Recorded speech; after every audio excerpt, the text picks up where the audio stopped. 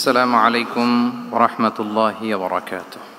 আমি যে টপিকটা নিয়ে আজকে আলোচনা করব সেটা হচ্ছে prophetic mindset through the lens of Seerah or through the lens of Sunnah. রাসূল সাল্লাল্লাহু আলাইহি ওয়াসাল্লাম ওনার মাইন্ডসেট কেমন ছিল? মাইন্ডসেট শব্দটার সাথে আমরা মোটামুটি পরিচিত না, সবাইকে বলেন মাইন্ডসেট মানে কি? মনস্তত্ত্ব, তাই তো? মানুষের মেন্টাল অ্যাটিটিউড, সে যেভাবে ভাবে, যেভাবে চিন্তা করে, একটা মানুষ তার চারপাশের জগৎটাকে যেভাবে দেখে, যেভাবে ভাবে, যেভাবে চিন্তা করে এবং যেভাবে সে সিদ্ধান্ত নেয়, এটাকে বলে তার mindset, the way of thinking.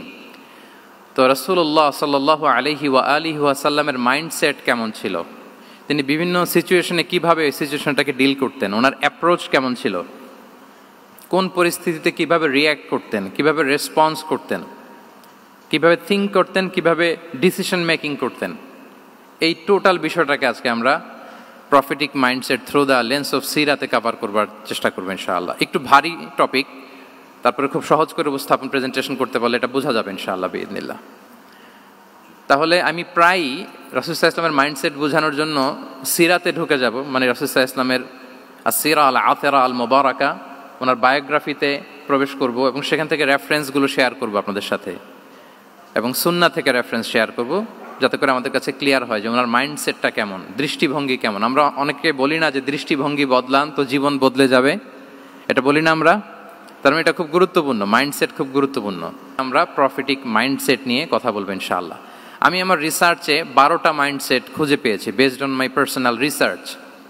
আরও কিছু মাইন্ডসেট থাকতে পারে, কিন্তু মেইনলি ঘুরে ফিরে এই 12টার মধ্যেই সীমাবদ্ধ রাসূল সাল্লাল্লাহু আলাইহি ওয়াসাল্লামের মাইন্ডসেট। সেই 12টা মাইন্ডসেট কি কি, আমি পয়েন্টগুলো উল্লেখ করে আমি মূল আলোচনাতে প্রবেশ করছি। প্রথম হচ্ছে গড সেন্ট্রিক মাইন্ডসেট, 2 নম্বরে ভিশন ওরিয়েন্টেড, 3 নম্বরে উইজডম ড্রিভেন, 4 নম্বরে রিফর্ম সেন্ট্রিক, 5 নম্বরে ওপেন মাইন্ডেড, 6 নম্বর এন্টারপ্রেনাল, 7 নম্বর কনসিডারেট, 8 নম্বর ট্রান্সপারেন্ট, 9 নম্বর অ্যাপ্রিসিয়েটিভ, 10 নম্বর হচ্ছে ফ্লেক্সিবল, 11 নম্বর অপটিমিস্টিক, 12 নম্বর হচ্ছে resilient. Based on my research, আমার ক্ষুদ্র গবেষণা আমি খুঁজে পেয়েছি যে রাসূল সাল্লাল্লাহু আলাইহি ওয়াসাল্লাম এই ধরনের মানসিকতার অধিকারী ছিলেন, এই অ্যাপ্রোচের অধিকারী ছিলেন। প্রথম যেই মাইন্ডসেটটা নিয়ে আমরা আলোচনা করব সেটা হচ্ছে গড সেন্ট্রিক মাইন্ডসেট বা আল্লাহ সেন্ট্রিক মাইন্ডসেট। অর্থাৎ রাসূল সাল্লাল্লাহু আলাইহি ওয়াসাল্লাম যে কোনো কাজে তিনি আল্লাহ তাআলাকে ফিল করতেন, সব কিছু ছিল আল্লাহ তাআলা কেন্দ্রিক। যাই তিনি করতেন না কেন, একজন মহান সত্তার সন্তুষ্টির জন্যই তিনি সেটা করতেন। তিনি কে? আওয়াজ করে বলুন, তিনি কে? আল্লাহ সুবহানাহু ওয়া তাআলা। তার সন্তুষ্টির জন্যই তিনি সব কিছু করতেন এবং সব সময় তিনি এটা ফিল করতেন যে আমার আসল ভরসা স্থল হচ্ছে আল্লাহ তাআলা। আসল ভরসা স্থল কে? আল্লাহ তাআলা। এবং আল্লাহকেই তিনি ওনার নিজের অভিভাবক হিসেবে সবসময় চিন্তা করতেন এবং তার দয়ার পরশেই যে আমরা বেঁচে আছি, তিনি যে আমাকে আগলে রেখেছেন, সার্বক্ষণিক এটাকে মনের মধ্যে ধারণ করা, সবসময় এই চিন্তাটা ভেতরে লালন করা, এটাকেই বলে গড সেন্ট্রিক মাইন্ডসেট বা আল্লাহ সেন্ট্রিক মাইন্ডসেট। এই মাইন্ডসেটের অধিকারী যদি আপনি হতে পারেন, আপনি একটা ডিভাইন পাওয়ার শিল্ডের ভেতরে থাকবেন, একটা ডিভাইন প্রোটেকশনে থাকবেন। চারিদিকে তুফান, ঝঞ্ঝা, ঝড়, অনেক কিছু, কোনো কিছুই আপনাকে স্পর্শ করবে না, কারণ আপনার গড সেন্ট্রিক মাইন্ডসেট আছে। একটা মহাশক্তিধর সত্তার সাথে আপনার সংযোগায়ন আছে, কানেক্টিভিটি আছে। সো প্রথম মাইন্ডসেটটা হচ্ছে গড সেন্ট্রিক মাইন্ডসেট। রাসূল সাল্লাল্লাহু আলাইহি ওয়াসাল্লাম সবসময় সব কিছু আল্লাহ তাআলার সন্তুষ্টির জন্য করতেন এবং তিনি ভাবতেন আমার কেউ না থাক, আল্লাহ আছে। যার কেউ নাই তার কে থাকে? আল্লাহ আছে। এটাই হচ্ছে গড সেন্ট্রিক মাইন্ডসেট। আসুন আমরা সিরাতের ভেতরে ঢুকে যাই, যেহেতু আমরা বলেছি থ্রু দ্য লেন্স অফ সিরা। সিরাতের পরতে পরতে, সুন্নাহর পরতে পরতে আমরা দেখব যে তিনি গড সেন্ট্রিক মাইন্ডসেটের অধিকারী ছিলেন কিনা। আল্লাহর হাবিব সাল্লাল্লাহু আলাইহি ওয়া আলিহি ওয়াসাল্লাম একবার একটা যুদ্ধ থেকে ফেরার পথে মরুভূমির মাঝখানে সেনাবাহিনীকে থামিয়ে বিশ্রামের ঘোষণা দিলেন যে তোমরা একটু বিশ্রাম নাও। তো উনি একটা গাছের নিচে বিশ্রামের জন্য গেলেন এবং সেখানে গাছের ডালে ওনার তলোয়ারটা ঝুলিয়ে রাখলেন, ঝুলিয়ে বিশ্রাম নিতে লাগলেন, ঘুমিয়ে পড়লেন। হঠাৎ এক বেদুইন এসে রাসূল সাল্লাল্লাহু আলাইহি ওয়াসাল্লামের এই কোষবদ্ধ তলোয়ারটা কোষমুক্ত করে এরকম হাতে নিল। রাসূল সাল্লাল্লাহু আলাইহি ওয়াসাল্লাম ঘুম থেকে জেগে উঠলেন। এবার বেদুইন বলতে আরম্ভ করলো, মাইয়ামনাউকা মিন্নি, এই মুহাম্মদ তোমাকে এবার কে বাঁচাবে বলো, এই তো আমার হাতে তলোয়ার, কে বাঁচাবে? সাথে সাথেই আল্লাহর হাবিব সাল্লাল্লাহু আলাইহি ওয়া আলিহি ওয়াসাল্লাম উনি উত্তরে বললেন আল্লাহ। উত্তরে কি বললেন? কোনো চিন্তা ভাবনা নাই যে ওরে আঘাত করা যায় কিনা পাল্টা, বা কোনোভাবে ওর কনফিডেন্স ডাউন করা যায় কিনা, এদিক সেদিক কারো সাপোর্ট চাওয়া যায় কিনা, কোনো দিকে না তাকিয়ে কি বললেন? আল্লাহ। সব সময় তিনি আল্লাহ কেন্দ্রিক ছিলেন। এটাকে বলে গড সেন্ট্রিক মাইন্ডসেট। যে কোনো পরিস্থিতিতে তিনি আল্লাহ যে আমার সাথে আছেন এটা কল্পনা করতেন। এবং সুনানে আবু দাউদের একটি বর্ণনা এসেছে, রাসূল সাল্লাল্লাহু আলাইহি ওয়াসাল্লাম কান নবী সাল্লাল্লাহু আলাইহি ওয়াসাল্লাম ইযা হাযাবাহু আমরুন সাল্লা, তাকে যখন কোনো জিনিস বিচলিত করত তিনি জায়নামাজের মুসল্লায় দাঁড়িয়ে যেতেন, সালাতের জন্য দাঁড়িয়ে যেতেন। বিপদে পড়লেই আল্লাহর কাছে সেটা সঁপে দিতেন, শেয়ার করতেন। আমরা বর্তমানে কোনো বিপদে পড়লেই কি করি? আগে কোথায় শেয়ার করি? ফেসবুকে। আসলে করা উচিত কার সাথে? হ্যাঁ, আমার স্ত্রীর সাথে শেয়ার করার আগেও শেয়ার করব কার সাথে? আমার বন্ধুর সাথে শেয়ার করার আগেও শেয়ার করব কার সাথে? আল্লাহর সাথে। আমরা যদি হিজরতের ঘটনাটাকে একটু অ্যানালাইজ করি তাহলে দেখব যে গারে সাউরে যখন আল্লাহ রাসূল সাল্লাল্লাহু আলাইহি ওয়াসাল্লাম এবং আবু বকর রাদিয়াল্লাহু তাআলা আনহু ওনারা আশ্রয় নিয়েছিলেন রাত্রিবেলায়, কুরাইশরা যখন খুঁজতেছিল, আবু বকর রাদিয়াল্লাহু তাআলা আনহু বলেন যে কুরাইশদের পা দেখা যাচ্ছে, ওরা যে হেঁটে যাচ্ছে, একটু উকি মারলেই আমাদেরকে দেখা যায়। তিনি অত্যন্ত ভীত সন্ত্রস্ত, তটস্থ, নিজের জন্য নয়, রাসূল সাল্লাল্লাহু আলাইহি ওয়াসাল্লামের সেফটির জন্য। রাসূল সাল্লাল্লাহু আলাইহি ওয়াসাল্লাম আবু বকর রাদিয়াল্লাহু তাআলা আনহুকে বলেন যে আবু বকর চিন্তা করো না, লা তাহসান ইন্নাল্লাহা মা'ানা, আবু বকর চিন্তা করো না, আল্লাহ আমাদের সাথে আছেন। সুবহানাল্লাহ। আমাদের সাথে কে আছেন? আল্লাহ আমাদের সাথে আছেন। এটা হচ্ছে গড সেন্ট্রিক মাইন্ডসেটের উদাহরণ। আপনার মনকে বুঝাতে হবে যে আল্লাহ আমার সাথে আছে। মনকে তুমি বুঝিয়ে বলো আল্লাহ আছে আমার সাথে। এই বাক্যটা মুখস্থ করা যাবে? মনকে তুমি বুঝিয়ে বলো আল্লাহ আছেন আমার সাথে। আপনার পুরো জীবনের সব কাজের সাথে যদি এই বাক্যটাকে মিলিয়ে ফেলতে পারেন দেখবেন যে কোনো কিছুই আপনার ক্ষতি করতে পারতেছে না। এটাকে বলে গড সেন্ট্রিক মাইন্ডসেট। আল্লাহ আমার সাথে আছেন, কেউ নাই কিন্তু আল্লাহ তাআলা আমার সাথে আছেন। এবং গড সেন্ট্রিক মাইন্ডসেটের সবচেয়ে বড় সুবিধা হচ্ছে আপনার মনে কখনো হতাশা কাজ করবে না, হতাশা বাঁধবে না, কারণ আপনার সাথে এক মহাশক্তিধরের কানেক্টিভিটি আছে। তিনি কে বলুন তো আওয়াজ করে? তিনি আল্লাহ। হতাশা আসবে না। এই যে আমাদের জাতীয় জীবনের এখন সবচাইতে বড় বড় সমস্যাগুলোর যদি আমরা লিস্ট করি, একটা বড় সমস্যা হচ্ছে ডিপ্রেশন, তাই না? আমরা ডিপ্রেশনে ভুগি না? আপনাদের ডিপ্রেশন হয় কখনো? আচ্ছা, ডিপ্রেশন কাকে বলে আগে বলে। ডিপ্রেশন হচ্ছে আপনার আর আপনার রবের মাঝে যে দূরত্ব, এটার নাম ডিপ্রেশন। আই রিপিট, আমার আর আমার রবের মাঝে যে গ্যাপ, আমাদের সম্পর্কের যে দূরত্ব, এটার নাম কি? ডিপ্রেশন। আপনি যত আল্লাহর সাথে সম্পর্ক জোরদার করতে পারবেন, ডিপ্রেশন আপনার থেকে দৌড়ে পালাবে। এজন্য আমাদের বিশ্বাসীদের জীবনে কোনো ডিপ্রেশন নাই। আছে? আমাদের ডিকশনারিতে কোনো ডিপ্রেশন আছে বলেন তো? আমাদের সাথে আল্লাহর সম্পর্ক কেমন বলেন? মজবুত? আলহামদুলিল্লাহ পড়ুন সবাই। তাহলে ডিপ্রেশন হচ্ছে আপনার আর আপনার রবের মাঝে যে দূরত্ব, এই দূরত্ব দূর করে দেন, ডিপ্রেশন আপনিই পালাবে। আমরা আরও কিছু সিরা থেকে ইনসিডেন্ট নিয়ে দেখি যে গড সেন্ট্রিক মাইন্ডসেটটা কেমন। দ্বিতীয় হিজরিতে যে বদরের যুদ্ধ হলো, সে বদরের যুদ্ধে ইবনে মাসউদ রাদিয়াল্লাহু তাআলা আনহু তিনি বর্ণনা করেন যে আল্লাহ রাসূল সাল্লাল্লাহু আলাইহি ওয়াসাল্লাম আগামীকাল যুদ্ধ, এর আগের দিন রাতে তিনি হাত তুলে এরকম দোয়া করতেছিলেন। আমরা তো এইভাবে দোয়া করি। আল্লাহর হাবিব সাল্লাল্লাহু আলাইহি ওয়াসাল্লাম তিনি দোয়া করতে করতে ইমোশনালি হাত এরকম উঁচু করে, হাত্তা ইউরা বায়াদু ইবতাইহি, বগলের শুভ্রতা দেখা যাচ্ছিল। উনি দোয়া করতেছিলেন, আল্লাহুম্মা আনজিজ লি মা ওয়া'আতানি, আল্লাহুম্মা আতিনি মা ওয়া'আতানি, আল্লাহ তুমি যে বিজয় দিবে বলে প্রতিশ্রুতি করেছিলে, ওই বিজয় আমাদেরকে দাও, ওই ভিক্টরি আমাদেরকে দাও। দোয়া করছিলেন। সাইয়েদনা আলী রাদিয়াল্লাহু তাআলা আনহু উনি বর্ণনা করছেন যে বদরের যুদ্ধের আগের রাতে আমরা সবাই ঘুমোচ্ছিলাম, কিন্তু রাসূল সাল্লাল্লাহু আলাইহি ওয়াসাল্লামকে দেখলাম যে না, উনি হাত তুলে শুধু আল্লাহর কাছে কান্না করছেন, দোয়া করছেন।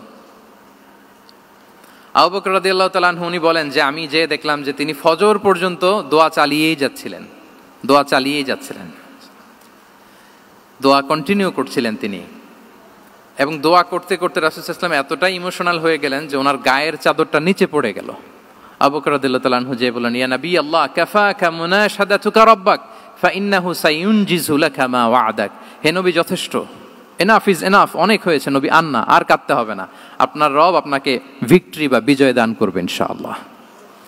তাহলে দেখেন, যুদ্ধের আগের রাতে সেনাপ্রধান কি করে? এই কৌশল ওই কৌশল, কোন দিক দিয়ে অ্যাটাক করা যাবে, ওয়ার স্ট্র্যাটেজি ঠিক করে, তার সাথে যারা আছে তাদের সাথে পরামর্শ করে। কিন্তু রাসূল সাল্লাল্লাহু আলাইহি ওয়াসাল্লাম সব কিছু সেট করে দিয়ে কার সাথে কানেক্টিভিটি গড়েছেন বলুন তো? আল্লাহর সাথে। This is called God centric mindset, আল্লাহ সেন্ট্রিক মাইন্ডসেট। আমার হৃদয়টা সবসময় কার সাথে জুড়ে থাকবে? আল্লাহর সাথে, কারণ উনি ছাড়া আমার কোনো ঠিকানাই নাই। তাহলে এই মেন্টালিটি যদি আমরা ধারণ করতে পারি, এটাকে বলে গড সেন্ট্রিক মাইন্ডসেট। তাহলে রাসূলুল্লাহ সাল্লাল্লাহু আলাইহি ওয়া আলিহি ওয়াসাল্লামের যে 12টা মাইন্ডসেটের কথা আমরা বলেছি, তার প্রথমটা হচ্ছে গড সেন্ট্রিক। আল্লাহ তাআলা আমাদেরকে গড সেন্ট্রিক মাইন্ডসেট দান করুক।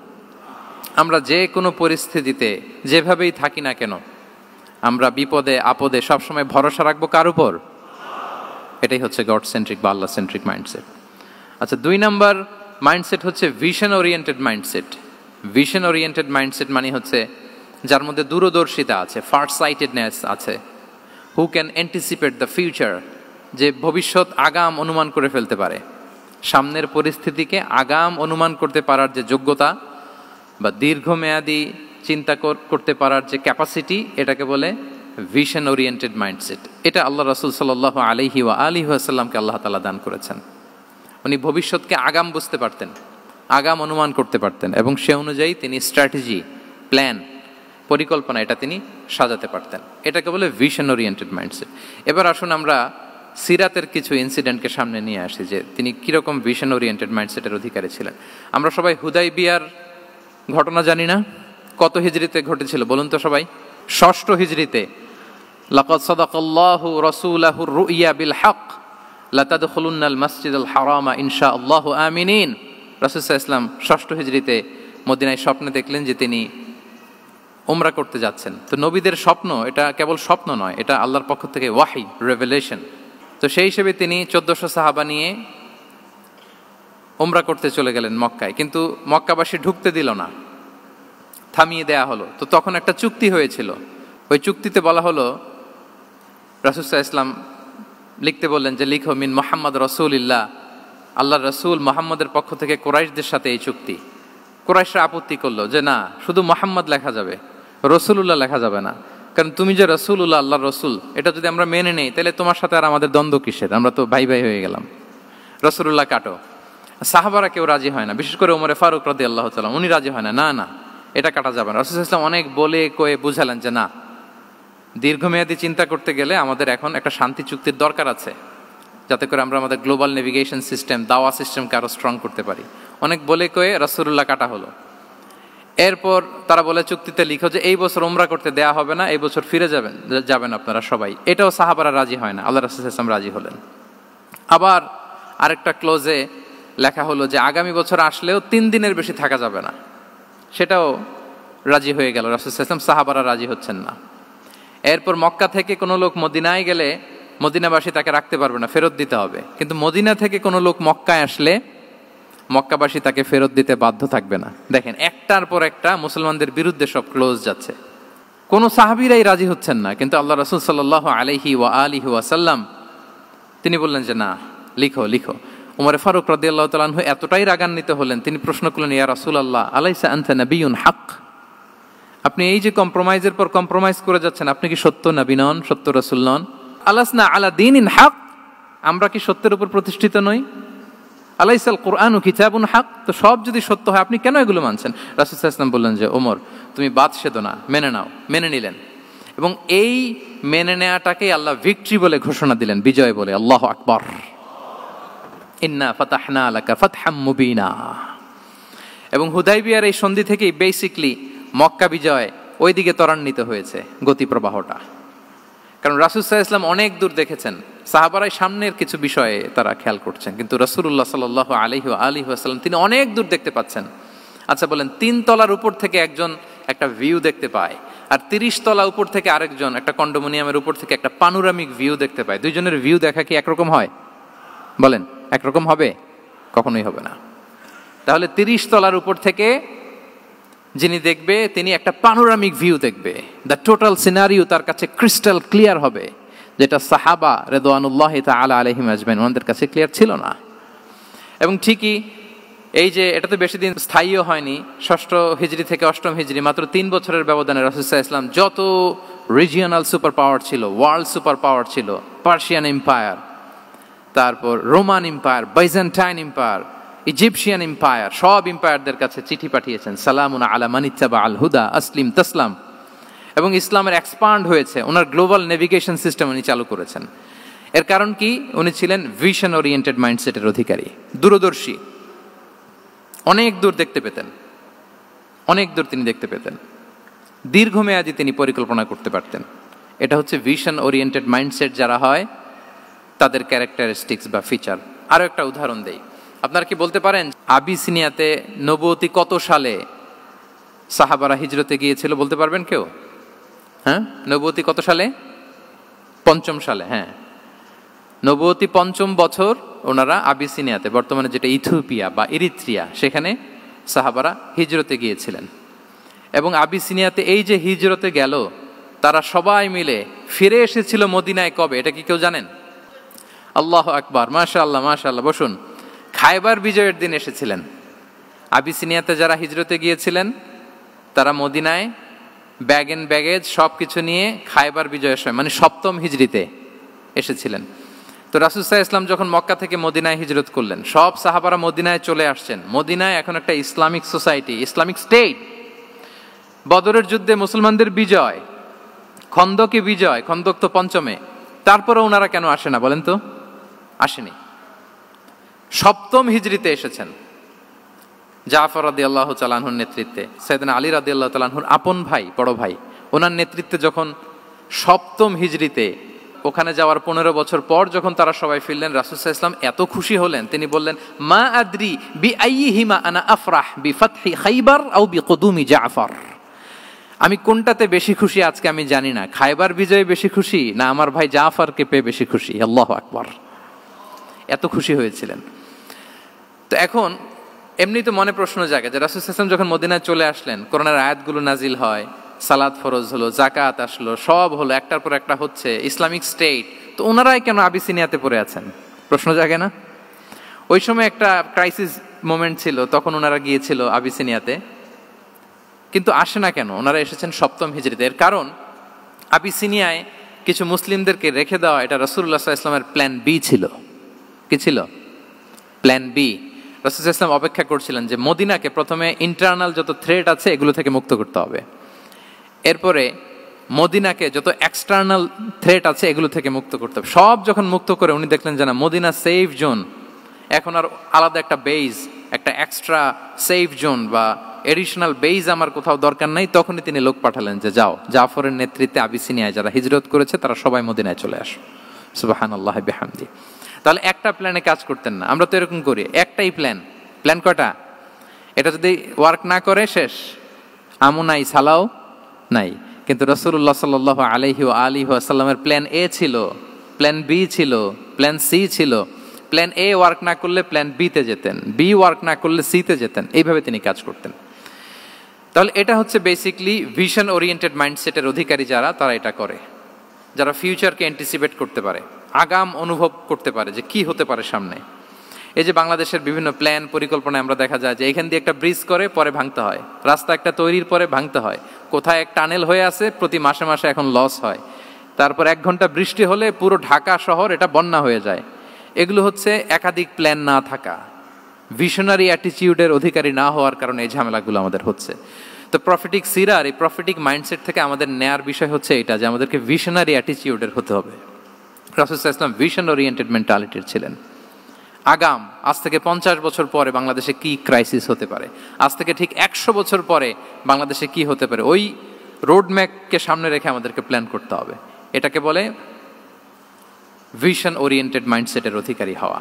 3 নাম্বার হচ্ছে উইজডম ড্রিভেন মাইন্ডসেট। উইজডম মানে হচ্ছে প্রজ্ঞা। প্রজ্ঞা কি? জ্ঞান আর কমন সেন্স দুইটা একসাথে হইলে ওইটারে প্রজ্ঞা বলে। When the knowledge and common sense join together, it reflects as wisdom. আপনার জ্ঞান এবং আপনার কমন সেন্স একসাথে হইলে ওইটা উইজডম হয়ে যায়। রাসূল সাল্লাল্লাহু আলাইহি ওয়াসাল্লাম ছিলেন প্রজ্ঞায় সমৃদ্ধ এক মননের অধিকারী। ওনার সব কিছুতেই প্রজ্ঞা ছিল। উইজডম ইন গিভিং অ্যাডভাইস, উপদেশ দেওয়ার সময় ছিল। উইজডম ইন পলিসি মেকিংয়ের সময় সেখানে প্রজ্ঞা ছিল। Wisdom in action, strategic plan, কোনো স্ট্র্যাটেজিক প্ল্যানের ক্ষেত্রে প্রজ্ঞা ছিল। রাসূল সাল্লাল্লাহু আলাইহি ওয়াসাল্লাম একই প্রশ্নের উত্তর এক একজনকে এক একভাবে দিতেন। অনেক সাহাবারা জিজ্ঞেস করতেন যে রাসূলুল্লাহ একই প্রশ্ন, একে বললেন এইটা, ওরে বললেন ওইটা, ওরে বললেন আরেকটা, এটা কেন? তো রাসূল সাল্লাল্লাহু আলাইহি ওয়াসাল্লাম বললেন যে আমি জানি ওর কিসে ঘাটতি, আমি জানি ওর কি প্রয়োজন, আমি জানি ওকে কোন নাসিহাটা দিলে কাজ করবে, ফলে এক একজনকে আমি এক একভাবে ক্লারিফাই করেছি। আল্লাহু আকবার। This is called wisdom.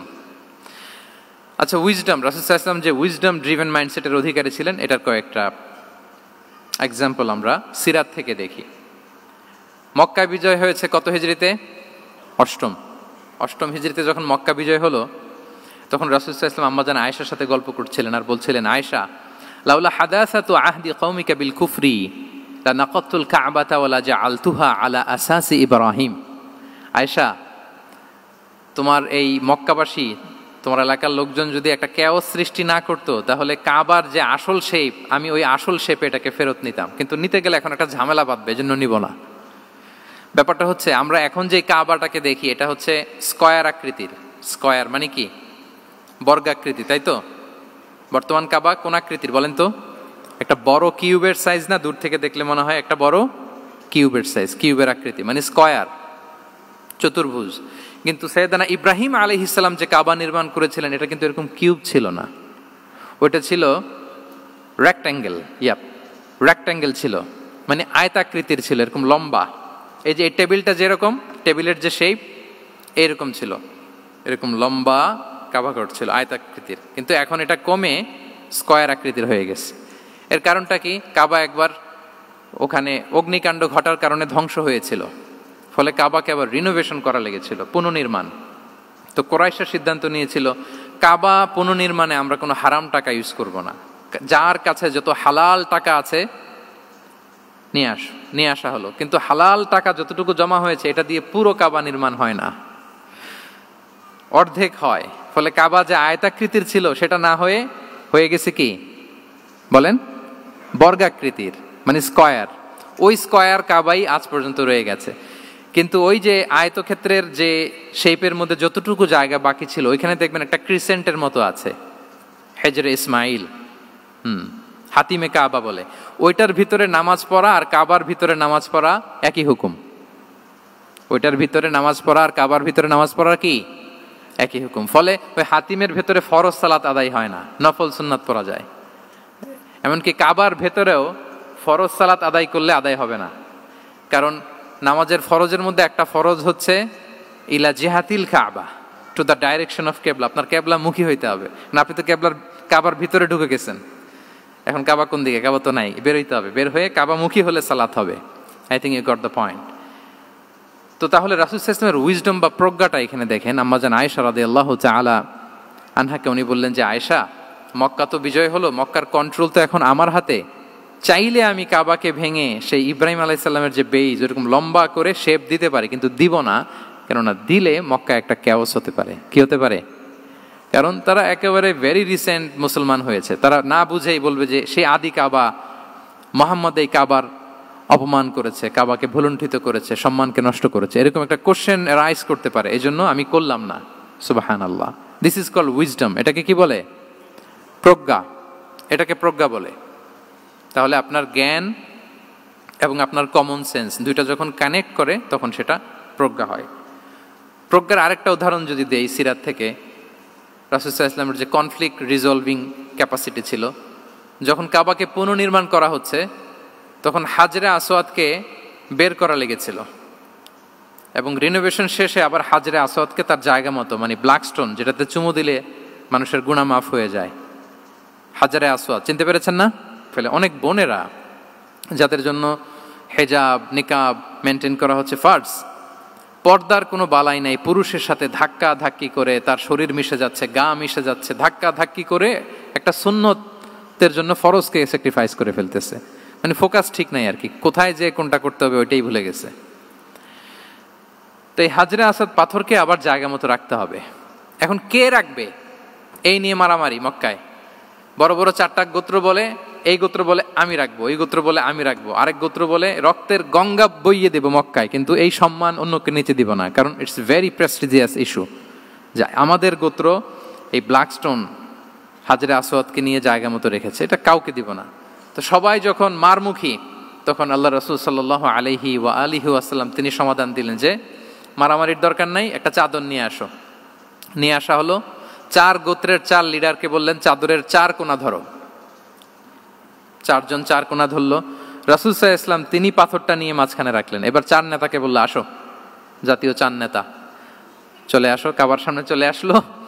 এরপরে আল্লাহ রাসূল সাল্লাল্লাহু আলাইহি ওয়াসাল্লাম ওনার মোবারক হাত দিয়ে, বরকতময় হাত দিয়ে হাজরা আসওয়াদকে নিয়ে নিজ হাতে রাখলেন। এবার সবাই হ্যাপি, কারণ অংশগ্রহণ করতে পারছে। আসলে মূল স্ট্যাটাস কিন্তু চলে গেছে রাসূলের দিকে, নাকি? ওরা তো এটা টাচও করতে পারে নাই, পারছে? ওরা চাদর ধরেই হ্যাপি, কিন্তু পাথরটা ধরেছিল কে? রাসূল সাল্লাল্লাহু আলাইহি ওয়াসাল্লাম। চাদরে রেখেছিল কে? রাসূল সাল্লাল্লাহু আলাইহি ওয়াসাল্লাম। চাদর থেকে নিয়ে আবার কাবা ঘরে সেট করেছিল কে? রাসূলুল্লাহ সাল্লাল্লাহু আলাইহি ওয়া আলিহি ওয়াসাল্লাম। এভাবে উনি কনফ্লিক্ট রিজলভ করতেন থ্রু হিজ উইজডম, ওনার প্রজ্ঞার মধ্য দিয়ে। আমরা যদি তায়েফের ঘটনা দেখি, রক্তাক্ত হয়েছেন, পাহাড় রক্ষী ফেরেশতারা এসে বলেছে, রাসূলুল্লাহ জাস্ট অর্ডার করেন, আমরা কলাপস করব এমন ভাবে the entire Taif city will be collapsed, একেবারে স্ম্যাশ করে দিব, পাউডার হয়ে যাবে। রাসূল সাল্লাল্লাহু আলাইহি ওয়াসাল্লাম বললেন, না, বাল আরজু আন ইউখরিজাল্লাহু মিন আসলাবিহিম মান ইয়াবুদুল্লাহা ওয়াহদাহু ওয়া লা ইউশরিকু বিহি শাইআ। তিনি বললেন, না, ওদেরকে ধ্বংস করে দিও না, ওদেরকে ধ্বংস করলে লা ইলাহা পড়বে কে? সুবহানাল্লাহ। কি উইজডম ড্রিভেন ছিলেন উনি। উনি বলেন যে আমি আশা করি, প্রত্যাশা রাখি, দোয়া করি যে ওরা আমাকে প্রত্যাখ্যান করেছে, কিন্তু ওদের যে নেক্সট জেনারেশন, ওরা সাক্ষী দেবে আশহাদু আল্লাহ ইলাহা ইল্লাল্লাহ ওয়া আশহাদু আন্না মুহাম্মাদার রাসূলুল্লাহ। এবং তাই হয়েছে। এখন তায়েফে যান, চারদিক থেকে আল্লাহু আকবার ধ্বনিতে মুখরিত তায়েফ, এবং এত চমৎকার শহর, এটা একটা ট্যুরিস্ট ডেস্টিনেশন হয়ে গেছে। সৌদি আরবিয়াতে যারা যায়, তায়েফ না গেলে লোকদের ভালো লাগে না। ঠান্ডা, সবুজ শ্যামল, রেইনফল হয়, ফলমূল পাওয়া যায়। আব্দুল্লাহ ইবনে আব্বাস রাদিয়াল্লাহু তাআলা আনহুর স্মৃতিধন্য মসজিদ আছে, অনেকগুলো ইউনিভার্সিটি আছে, ইসলামিক ইনস্টিটিউশন আছে। এই যে নয়নাভিরাম তায়েফ, এটা রাসূল সাল্লাল্লাহু আলাইহি ওয়াসাল্লামের উইজডমের ফসল। ওই দিন যদি রাগের চোটে বলতো যে হ্যাঁ দাও, স্ম্যাশ করে দাও, তাইলে এই যে যারা শাহাদা পড়েছে, নও মুসলিম হয়েছে, এটা কিন্তু হতো না। তাহলে এটা হচ্ছে রাসূল সাল্লাল্লাহু আলাইহি ওয়াসাল্লামের প্রজ্ঞার একটা উদাহরণ। আর একটা উদাহরণে যাই। রাসূল সাল্লাল্লাহু আলাইহি ওয়াসাল্লাম যখন আকাবার দ্বিতীয় শপথ করে ফেললেন ইয়াসরিববাসীর সাথে, তখনও মদিনা হয়নি, তো তখন মদিনাবাসী বলল যে রাসূলুল্লাহ, আপনি তো এখনো হিজরত করবেন না, তো আমাদেরকে কোরআন শিখাবে কে, সালাত শিখাবে কে? আপনি একজন দায়ী পাঠান, আমাদের সাথে একজন টিচার দেন। রাসূল সাল্লাল্লাহু আলাইহি ওয়াসাল্লাম তখনও মদিনাতে হিজরতে যাননি, আমাদের সাথে একজন দায়ী পাঠাবেন। তো রাসূল সাল্লাল্লাহু আলাইহি ওয়াসাল্লাম একজনকে দায়ী হিসেবে পাঠিয়েছিলেন। বলেন ওই দায়ীর নাম কি? কি নাম?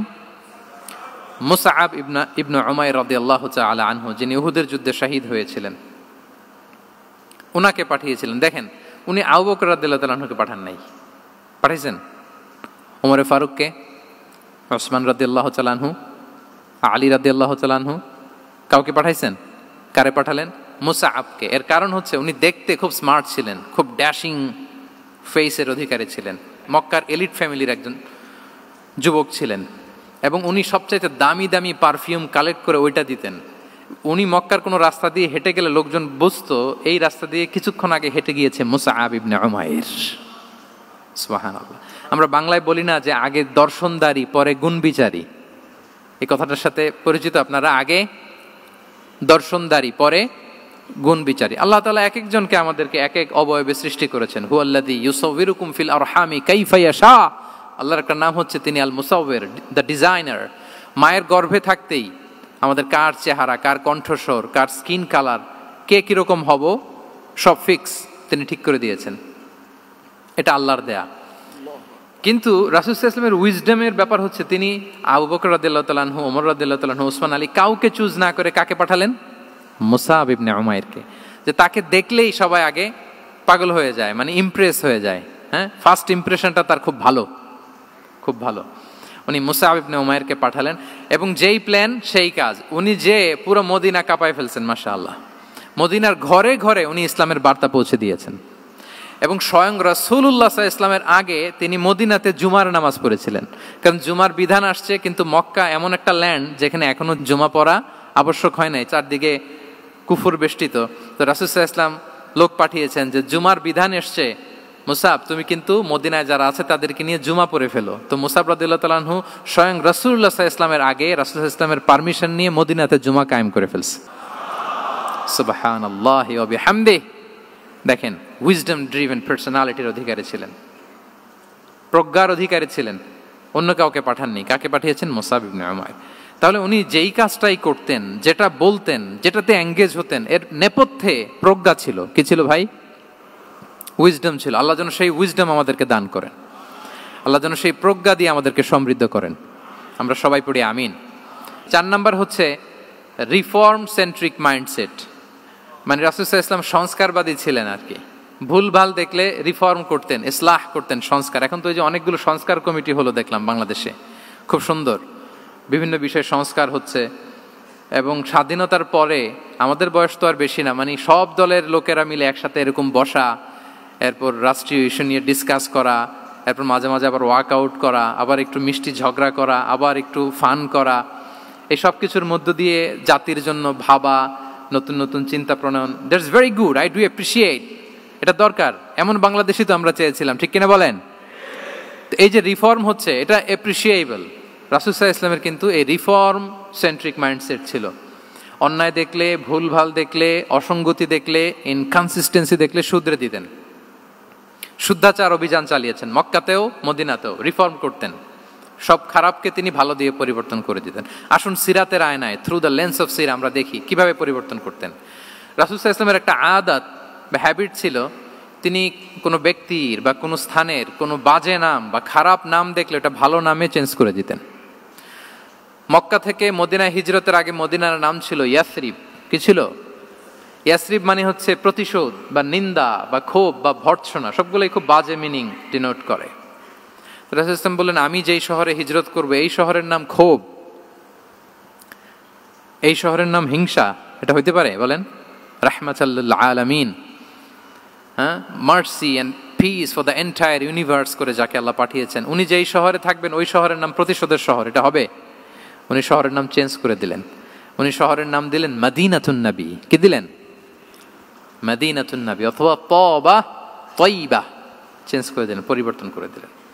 এক এলাকায় যে বিষ্ণু ইসলাম দেখলেন যে গাছপালা হয় না, উনি বললেন মাসমু হাযিহিল আরদ, এই জায়গার নাম কি? সবাই বলে ইসমুহা গাদেরা। গাদেরা মানে হচ্ছে মাকান লা নাবাতা ফিহি ওয়ালা শাজার, এমন জায়গা যেখানে ঘাস লতাপাতা কিছুই জন্মায় না।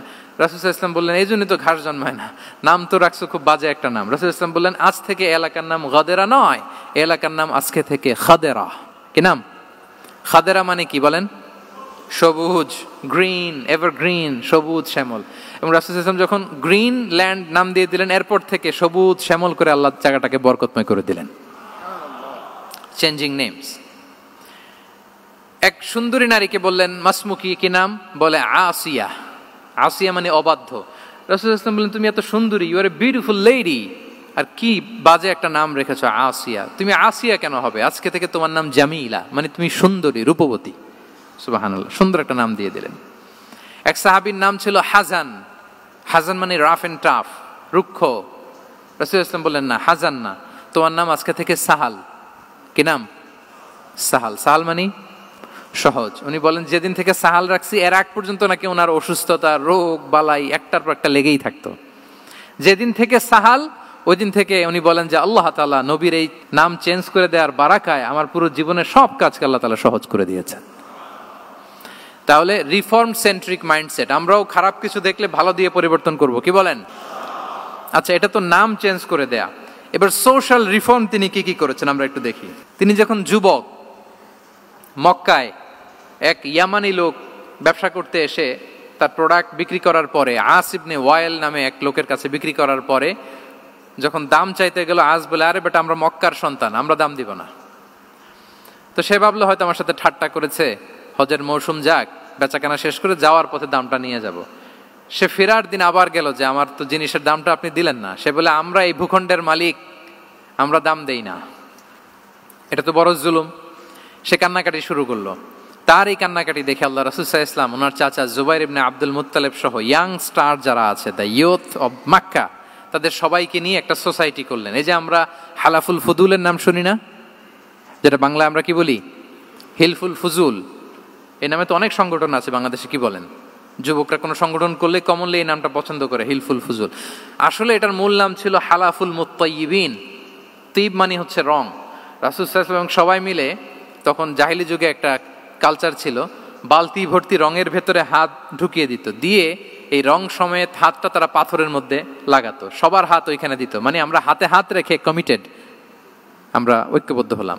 সেখান থেকে হয়েছে হালাফুল মুত্তাইবিন থেকে হালাফুল ফুদুল। ওনারা বলল যে না, আমরা সবাই থাকবো মা আল মাজলুমি দিদ্দা জালেম, আমরা মজলুমের পক্ষে থাকবো, জালেমের বিপক্ষে থাকবো। এবং যেই প্রতিজ্ঞা ওই কাজ, সবাই মিলে আস ইবনে ওয়াইলকে ধরলো, তার কাছ থেকে টাকা আদায় করে ওই ইয়ামানি ব্যবসায়ীর কাছে পৌঁছে দিয়ে তিনি মাজলুমকে সহায়তা করেছেন। সুবহানাল্লাহ। এবং এই টেন্ডেন্সি, এই জুলুম, চাঁদাবাজি যেগুলো ছিল মক্কার জমিনে, রাসূল সাল্লাল্লাহু আলাইহি ওয়াসাল্লাম এই সোশ্যাল রিফর্মের মাধ্যমে এটাকে সংস্কার করেছেন। তাহলে এই যে রিফর্ম সেন্ট্রিক আমাদের হইতে হবে। আমাদের সমাজেও এখন চাঁদাবাজি আছে না নাই বলেন? খুন খারাপি আছে না নাই? সামাজিক অনাচার? তাহলে ঐক্যবদ্ধ হইতে হবে আমাদেরকে রিফর্মের জন্য।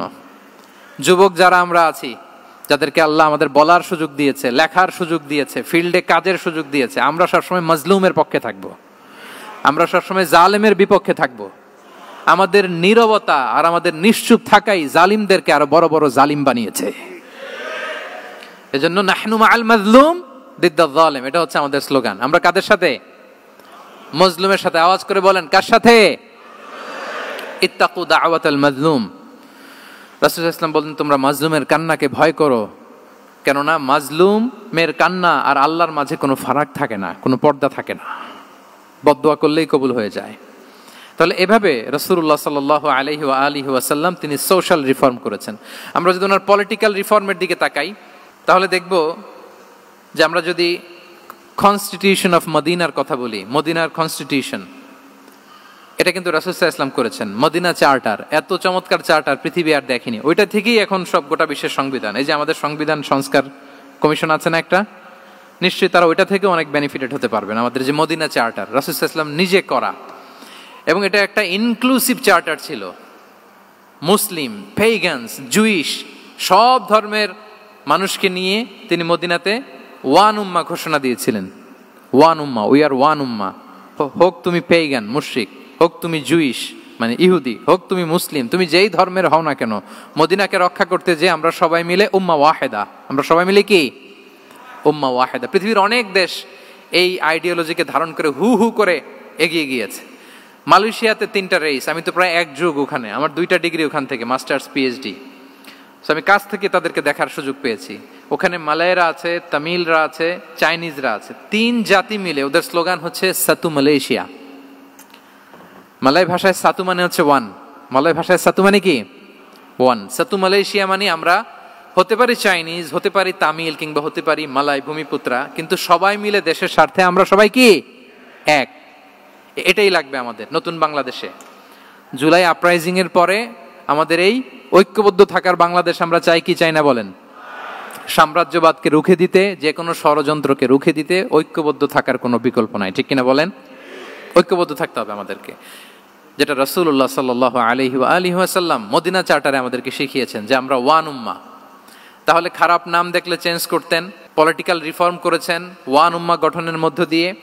ফিনান্সিয়াল রিফর্ম যদি বলি, শুধু financial reforms by prophet Muhammad peace be upon him, এটা নিয়ে লম্বা কথা বলা যেতে পারে। শুধু একটা উদাহরণ দিয়ে শেষ করি। বিদায় হজের ভাষণে উনি সুদকে চিরতরে কবরস্থ করেছেন, সুদকে চিরতরে কবরস্থ করেছেন, এবং এটা অন্যের জন্য না, নিজের ঘর দিয়ে শুরু করেছেন। উনি বলেছেন যে এই হানাহানি, রক্তপাত এটা বন্ধ, আমার গোত্রের একটা এরকম রক্তের দাবি আছে, এটা আমি শেষ ঘোষণা করলাম। এরপর বললেন যে সুদ কবর দিলাম, অন্য জায়গা থেকে না, আমার পরিবার থেকে। রাসূল ইসলামের চাচা স্বয়ং আব্বাস রাদিয়াল্লাহু তাআলা আনহুর অনেক সুদের ট্রানজাকশন ছিল, ইন্টারেস্ট, সুদের ব্যবসা ছিল। রাসূল সাল্লাল্লাহু আলাইহি ওয়াসাল্লাম বলেন আজকে থেকে এই সুদ আমি চিরতরে মাটির নিচে কবর দিয়ে দিলাম। আল্লাহু আকবার। দেখেন সোশ্যাল রিফর্ম। তাহলে পরিবর্তন করতে হলে আগে নিজের ঘর থেকে, আগে কোত্থেকে? নাকি ওই ফ্যামিলি থেকে? হ্যাঁ, আমাদের মধ্যে যেটা হয়, আমরা ওয়াজ নসিহত বা ভালো কথা শুনলেই এটাকে ধরে নিই যে এটা ওর জন্য, ওর জন্য, মানে প্রত্যেকটা ওয়াজই যে আমার জন্য হইতে পারে, প্রত্যেকটা নসিহাতের যে প্রাইম অডিয়েন্স আমি হইতে পারি, এইটা আমাদের মাথায় কেন যেন আসে না। আমরা কোনো ভালো নসিহত শুনলে আমরা ভাবি এটা আসলে সমাজে দরকার, ওর দরকার, আমার ভাইয়ের দরকার, কিন্তু এটা যে আমার দরকার, প্রতিটা নাসিহাতের প্রথম অডিয়েন্স হওয়া দরকার কে? আমি নিজে। তাহলে পরিবর্তন শুরু করতে হবে নিজ থেকে। ওর এই সমস্যা, ওর এই সমস্যা, ওর এটা, আরে মিয়া তোমার কি সমস্যা ওইটা বলো। শুধু ওর ওর না দেখে নিজেরটাও দেখতে হবে। দেখেন, অন্যের দিকে এক আঙ্গুল দেখালে নিজের দিকে কয় আঙ্গুল যায় বলেন তো? এই যে নিজের দিকে কিন্তু 3টা। আমি যদি এরকম করি তা আমার দিকে আসে 3টা। এজন্য নিজ থেকে, নিজের ফ্যামিলি থেকে আমরা সংস্কার শুরু করব। কি বলেন? ওমরে ফারুক রাদিয়াল্লাহু তাআলা আনহু যখন ফ্যামিলি মিটিংয়ে বসতেন, উনি ওনার সন্তানদেরকে বলতেন, শোনো, তোমরা খলিফাতুল মুসলিমিন, আমিরুল মুমিনিনের সন্তান। তোমাদের কোনো বাজে কাজ যদি সমাজে আসে, তোমাদের কোনো অন্যায় যদি আমার কানে আসে, অন্যের জন্য যা শাস্তি তোমাদের জন্য হবে ডবল শাস্তি। ওমরে ফারুক সন্তানদেরকে বলতেন, তোমরা যদি কোনো ভুল করো, একটা যদি হদ কায়েম করা লাগে এমন অন্যায় যদি করো, একটা হচ্ছে আল্লাহর দেয়া হদ, আর একটা হবে আমি উমরের দেয়া হদ। আমার মতো খলিফাতুল মুসলিমিনের সন্তান হয়ে পাপ তুমি কেন করলে? দেখেন অন্যের বাচ্চা কি করছে, অন্যের, আমাদের তো ওই মেয়েটার সমস্যা, ওনার ছেলের সমস্যা, এগুলো আমার ছেলের যে কি অবস্থা, আমার পরিবারের যে কি হালাত, আমার স্ত্রীর যে কি দশা, ওইটা নিয়ে আমরা ভ্রুক্ষেপ করি না বা চিন্তা করি না। তাহলে সম্মানিত সুধীমণ্ডলী, আমরা পরিবর্তন শুরু করব কোত্থেকে? অন্যের বাড়িঘর থেকে নাকি? হ্যাঁ, কোত্থেকে? নিজ থেকে। আল্লাহ তাআলা আমাদেরকে তৌফিক দান করুক। 5 নম্বরে হচ্ছে ওপেন মাইন্ডেড। আমার প্রিয় নবী বলেন, ওপেন মাইন্ডেড ছিলেন না ন্যারো মাইন্ডেড? সবাই বলবেন, গ্যালারির সবাই আওয়াজ করে, তিনি ওপেন মাইন্ডেড না ন্যারো মাইন্ডেড ছিলেন? রাসূলুল্লাহ সাল্লাল্লাহু আলাইহি ওয়া আলিহি ওয়াসাল্লাম ওপেন মাইন্ডেড ছিলেন। যে কেউ ওনাকে অ্যাপ্রোচ করতেন পারতেন easily. He was very approachable. ছোট বড় আবাল বৃদ্ধ বনিতা ওনার সাথে কথা বলতে স্বাচ্ছন্দ্য বোধ করতো, ভয় পেত না। এজন্য সিরাতের পরতে পরতে দেখবেন এক শিশু এসে প্রশ্ন করে, নারী এসে প্রশ্ন করে, বৃদ্ধ এসে প্রশ্ন করে, বন্ধু এসে প্রশ্ন করে, শত্রু এসে কনভারসেশন করে, সবাই এসে ওনার সাথে কথা বলতে পারতো। সুবহানাল্লাহ। এবং এগুলো উনি অ্যাকোমোডেট করতে পারতেন। কি করতে পারতেন?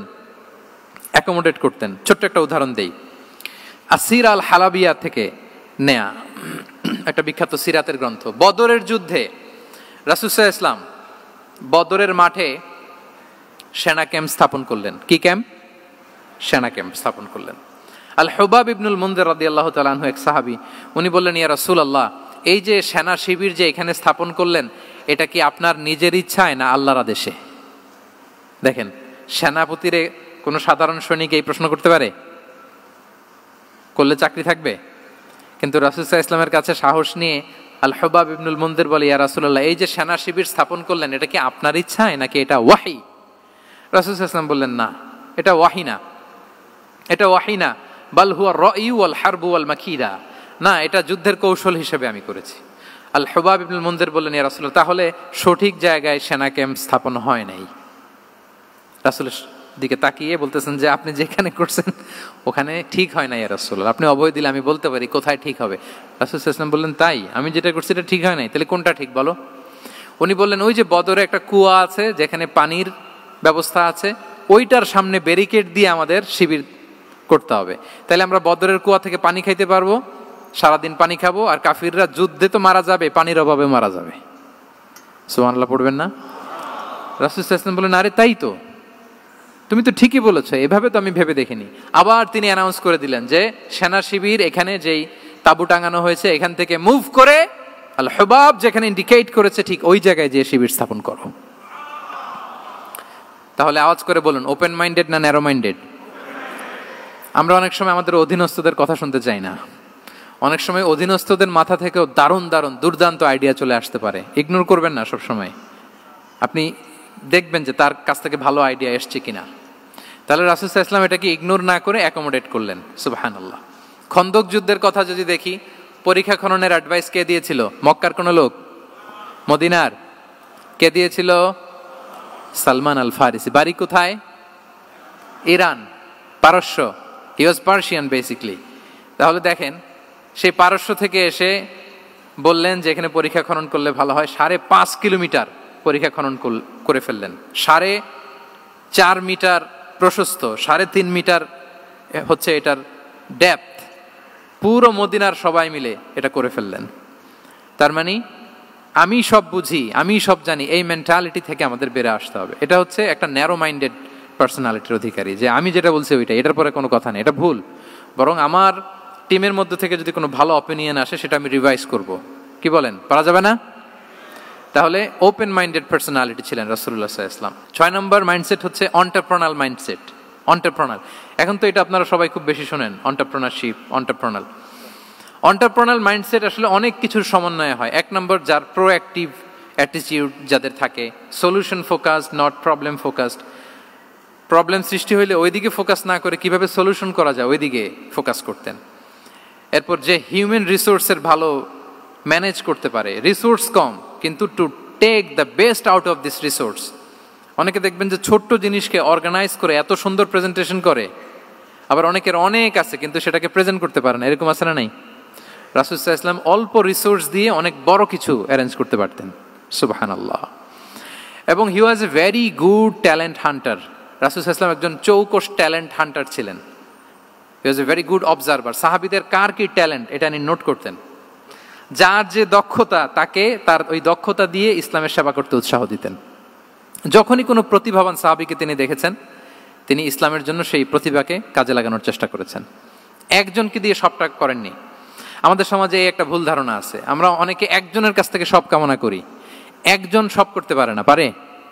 যারা পারেও কোনোটাই ভালোভাবে পারে না, সব পারে একটু একটু পারে। তো রাসূল সাল্লাল্লাহু আলাইহি ওয়াসাল্লাম ট্যালেন্ট হান্টার ছিলেন, যার যেখানে ট্যালেন্ট তাকে ওই কাজে লাগাতেন। বলেন তো খালিদ বিন ওয়ালিদ রাদিয়াল্লাহু তাআলা আনহুকে আল্লাহ রাসূল সাল্লাল্লাহু আলাইহি ওয়াসাল্লাম কি কাজে লাগিয়েছিলেন? অনেক পরে ইসলাম ধর্ম গ্রহণ করেছেন, কিন্তু যুদ্ধের অভিযানে পাঠিয়েছেন এবং পরবর্তীতে তিনি সেনাপ্রধান হয়েছিলেন মুসলিম ব্যাটালিয়নের। কারণ উনি ওয়ার স্ট্র্যাটেজি জানতেন। ওনার আক্রমণের কারণে তো উহুদের প্রান্তরে মুসলিমরা প্রায় নাস্তানাবুদ হওয়ার অবস্থা, তাই না? অনেক পরে আল্লাহ তাআলা ওনাকে ইসলামের জন্য কবুল করলেন। তাহলে উনি ওয়ার স্ট্র্যাটেজি জানতেন, ফলে রাসূল সাল্লাল্লাহু আলাইহি ওয়াসাল্লাম ওনাকে যুদ্ধের জন্য কাজে লাগিয়েছেন। তাহলে সবাইকে একটা দিলে হবে না, প্যারাসিটামল 3 বেলা সবার জন্য হবে নাকি যার যে রোগ সে অনুযায়ী প্রেসক্রিপশন? হ্যাঁ, খালিদ বিন ওয়ালিদ রাদিয়াল্লাহু তাআলা আনহু তিনি সমরবিদ ছিলেন, রণকৌশলী। ওনাকে বানিয়েছেন সেনাপ্রধান। আওয়াজ করে বলুন, কি প্রধান? উনি সেনাপ্রধান হয়েছিলেন। আচ্ছা, আপনারা হাসান বিন সাবিত রাদিয়াল্লাহু তাআলা আনহুর নাম শুনেছেন নিশ্চয়ই। ওনাকেও তো যুদ্ধের ময়দানে পাঠিয়েছেন না? ওনারা পাঠিয়েছেন। ওনারা দিয়ে কি করছেন বলেন? কবিতা লিখতেন। ওনার কাব্য প্রতিভা ছিল। উনি বেসিক্যালি যুদ্ধ করতে জানতেন না, এজন্য রাসূল সাল্লাল্লাহু আলাইহি ওয়াসাল্লাম যুদ্ধে ওনাকে পাঠাতেনও না। বিভিন্ন যুদ্ধে ওনাকে না পাঠিয়ে নারীদেরকে, মদিনার নারী শিশু ভালনারেবলস যারা আছে তাদেরকে দেখভাল করার জন্য মদিনায় উনি রেখে যেতেন, কারণ আল্লাহ তাআলা ওনাকে কাব্য প্রতিভা দিয়েছিলেন। ওনার এক এক কবিতা পড়লে গায়ের লোম খাড়া হয়ে যায়, you will have goosebumps, literally আপনার গায়ের পশম দাঁড়িয়ে যাবে। এবং উনি ওনার কবিতা দিয়ে মুসলিমদেরকে, সাহাবীদেরকে উজ্জীবিত করতেন। মসজিদে নববীতে আল্লাহ রাসূল সাল্লাল্লাহু আলাইহি ওয়াসাল্লাম ওনার মিম্বারের পাশে শুধু হাসান বিন সাবিতের রাদিয়াল্লাহু তাআলা আনহুর জন্য আলাদা একটা মিম্বার বানিয়েছিলেন, যে হাসান তুমি ওখানে উঠে কবিতা লিখে আমার সাহাবাদেরকে উজ্জীবিত করবে জিহাদের জন্য। আল্লাহু আকবার। তাহলে একজনকে সেনাপ্রধান, আরেকজনকে জাতীয় কবি, আরেকজনকে হাসান বিন সাবিত রাদিয়াল্লাহু তাআলা আনহুকে কি বানালেন? জাতীয় কবি বানালেন। আচ্ছা, হুযাইফা ইবনে ইয়ামান রাদিয়াল্লাহু তাআলা আনহু, ওনার ছিল ডিটেকটিভ মাইন্ড, এজন্য ওনাকে রাসূল সাল্লাল্লাহু আলাইহি ওয়াসাল্লাম মদিনার গোয়েন্দা বিভাগের প্রধান বানিয়েছেন, head of detective division. Huzaifa ibnul Yaman ছিলেন মদিনার কি? হেড অফ ইন্টেলিজেন্স, গোয়েন্দা বিভাগের প্রধান। মুআয ইবনে জাবাল রাদিয়াল্লাহু তাআলা আনহু প্রশাসনিক কাজ খুব ভালো বুঝতেন। মদিনার সবচাইতে বড় সিনিয়র আমলা ছিলেন মদিনা রাষ্ট্রের সবচাইতে সিনিয়র আমলা মুআয ইবনে জাবাল রাদিয়াল্লাহু তাআলা আনহুকে রাসূল সাল্লাল্লাহু আলাইহি ওয়াসাল্লাম কবিতা লেখার দায়িত্বও দেন নাই, গোয়েন্দাগিরি করতে দেন নাই, ওনাকে ইয়ামানের গভর্নর করে পাঠিয়েছেন। সুবহানাল্লাহি বিহামদি। তাহলে যার যে যোগ্যতা তাকে সেই জায়গায় কাজে লাগানো, এটাকে বলে এন্টারপ্রেনাল মাইন্ডসেট। এটা কি বলে? এন্টারপ্রেনাল মাইন্ডসেট। আল্লাহ হাবিব সাল্লাল্লাহু আলাইহি ওয়াসাল্লামের এই মাইন্ডসেট ছিল। 7 নম্বর মাইন্ডসেট হচ্ছে কনসিডারেট মাইন্ডসেট। কনসিডারেট মানে হচ্ছে সুবিবেচক, যার বিবেচনা আছে, অথবা যে অন্যের প্রতি সহানুভূতিশীল, উচ্চ বিবেকবোধ সম্পন্ন ব্যক্তিত্ব। রাসূল সাল্লাল্লাহু আলাইহি ওয়াসাল্লাম he was the man of 6 senses. ওনার 6টা সেন্স কাজ করতে একসাথে। কয়টা? আমাদের করে কয়টা? 5টা তো আল্লাহ দিছে, অনেকের 3টাও কাজ করে না। কোন দিক দিয়ে কি হচ্ছে দিন দুনিয়ায় নাই, সে একেবারে অন্য জগতের মানুষ। কি হচ্ছে চোখ কান খোলা নাই, কিছু জানা নাই। কিন্তু রাসূল সাল্লাল্লাহু আলাইহি ওয়াসাল্লাম he was man of 6 senses. চারদিকে কোথায় কি হচ্ছে, কার একটু অসুবিধা হয়ে যাচ্ছে, কার একটু সমস্যা, খুব অন্যের ব্যথায় ব্যথিত ছিলেন, অন্যের দুঃখে দুঃখী ছিলেন। অন্যের প্রতি সহানুভূতি ছিলেন, ম্যান অফ সিক্স সেন্সেস ছিলেন তিনি। সিরাত থেকে দু একটা উদাহরণ দেখেন। একবার রাতের নামাজ, সম্ভবত এশার নামাজ, খুব ছোট্ট করে শেষ করে দিলেন। তো সাহাবারা জিজ্ঞেস করলেন, ইয়া রাসূলুল্লাহ, নামাজ তো এত তাড়াহুড়ো করতে আপনাকে কখনো দেখিনি। তিনি বললেন, আমি নামাজের মাঝখানে এক ছোট্ট বাচ্চার কান্না শুনেছি। আনাস রাদিয়াল্লাহু বর্ণনা করেন যে কানা রাসূলুল্লাহ সাল্লাল্লাহু আলাইহি ওয়াসাল্লাম ইয়াসমাউ বুকা আস-সাবিয়্যি মা উম্মি। আমি যখন নামাজে ইমামতি করছি, পেছনে মহিলাদের কাতারের ওখান থেকে একটা ছোট্ট শিশুর কান্নার আওয়াজ আমার কানে আসলো। দেখেন কি সেন্স।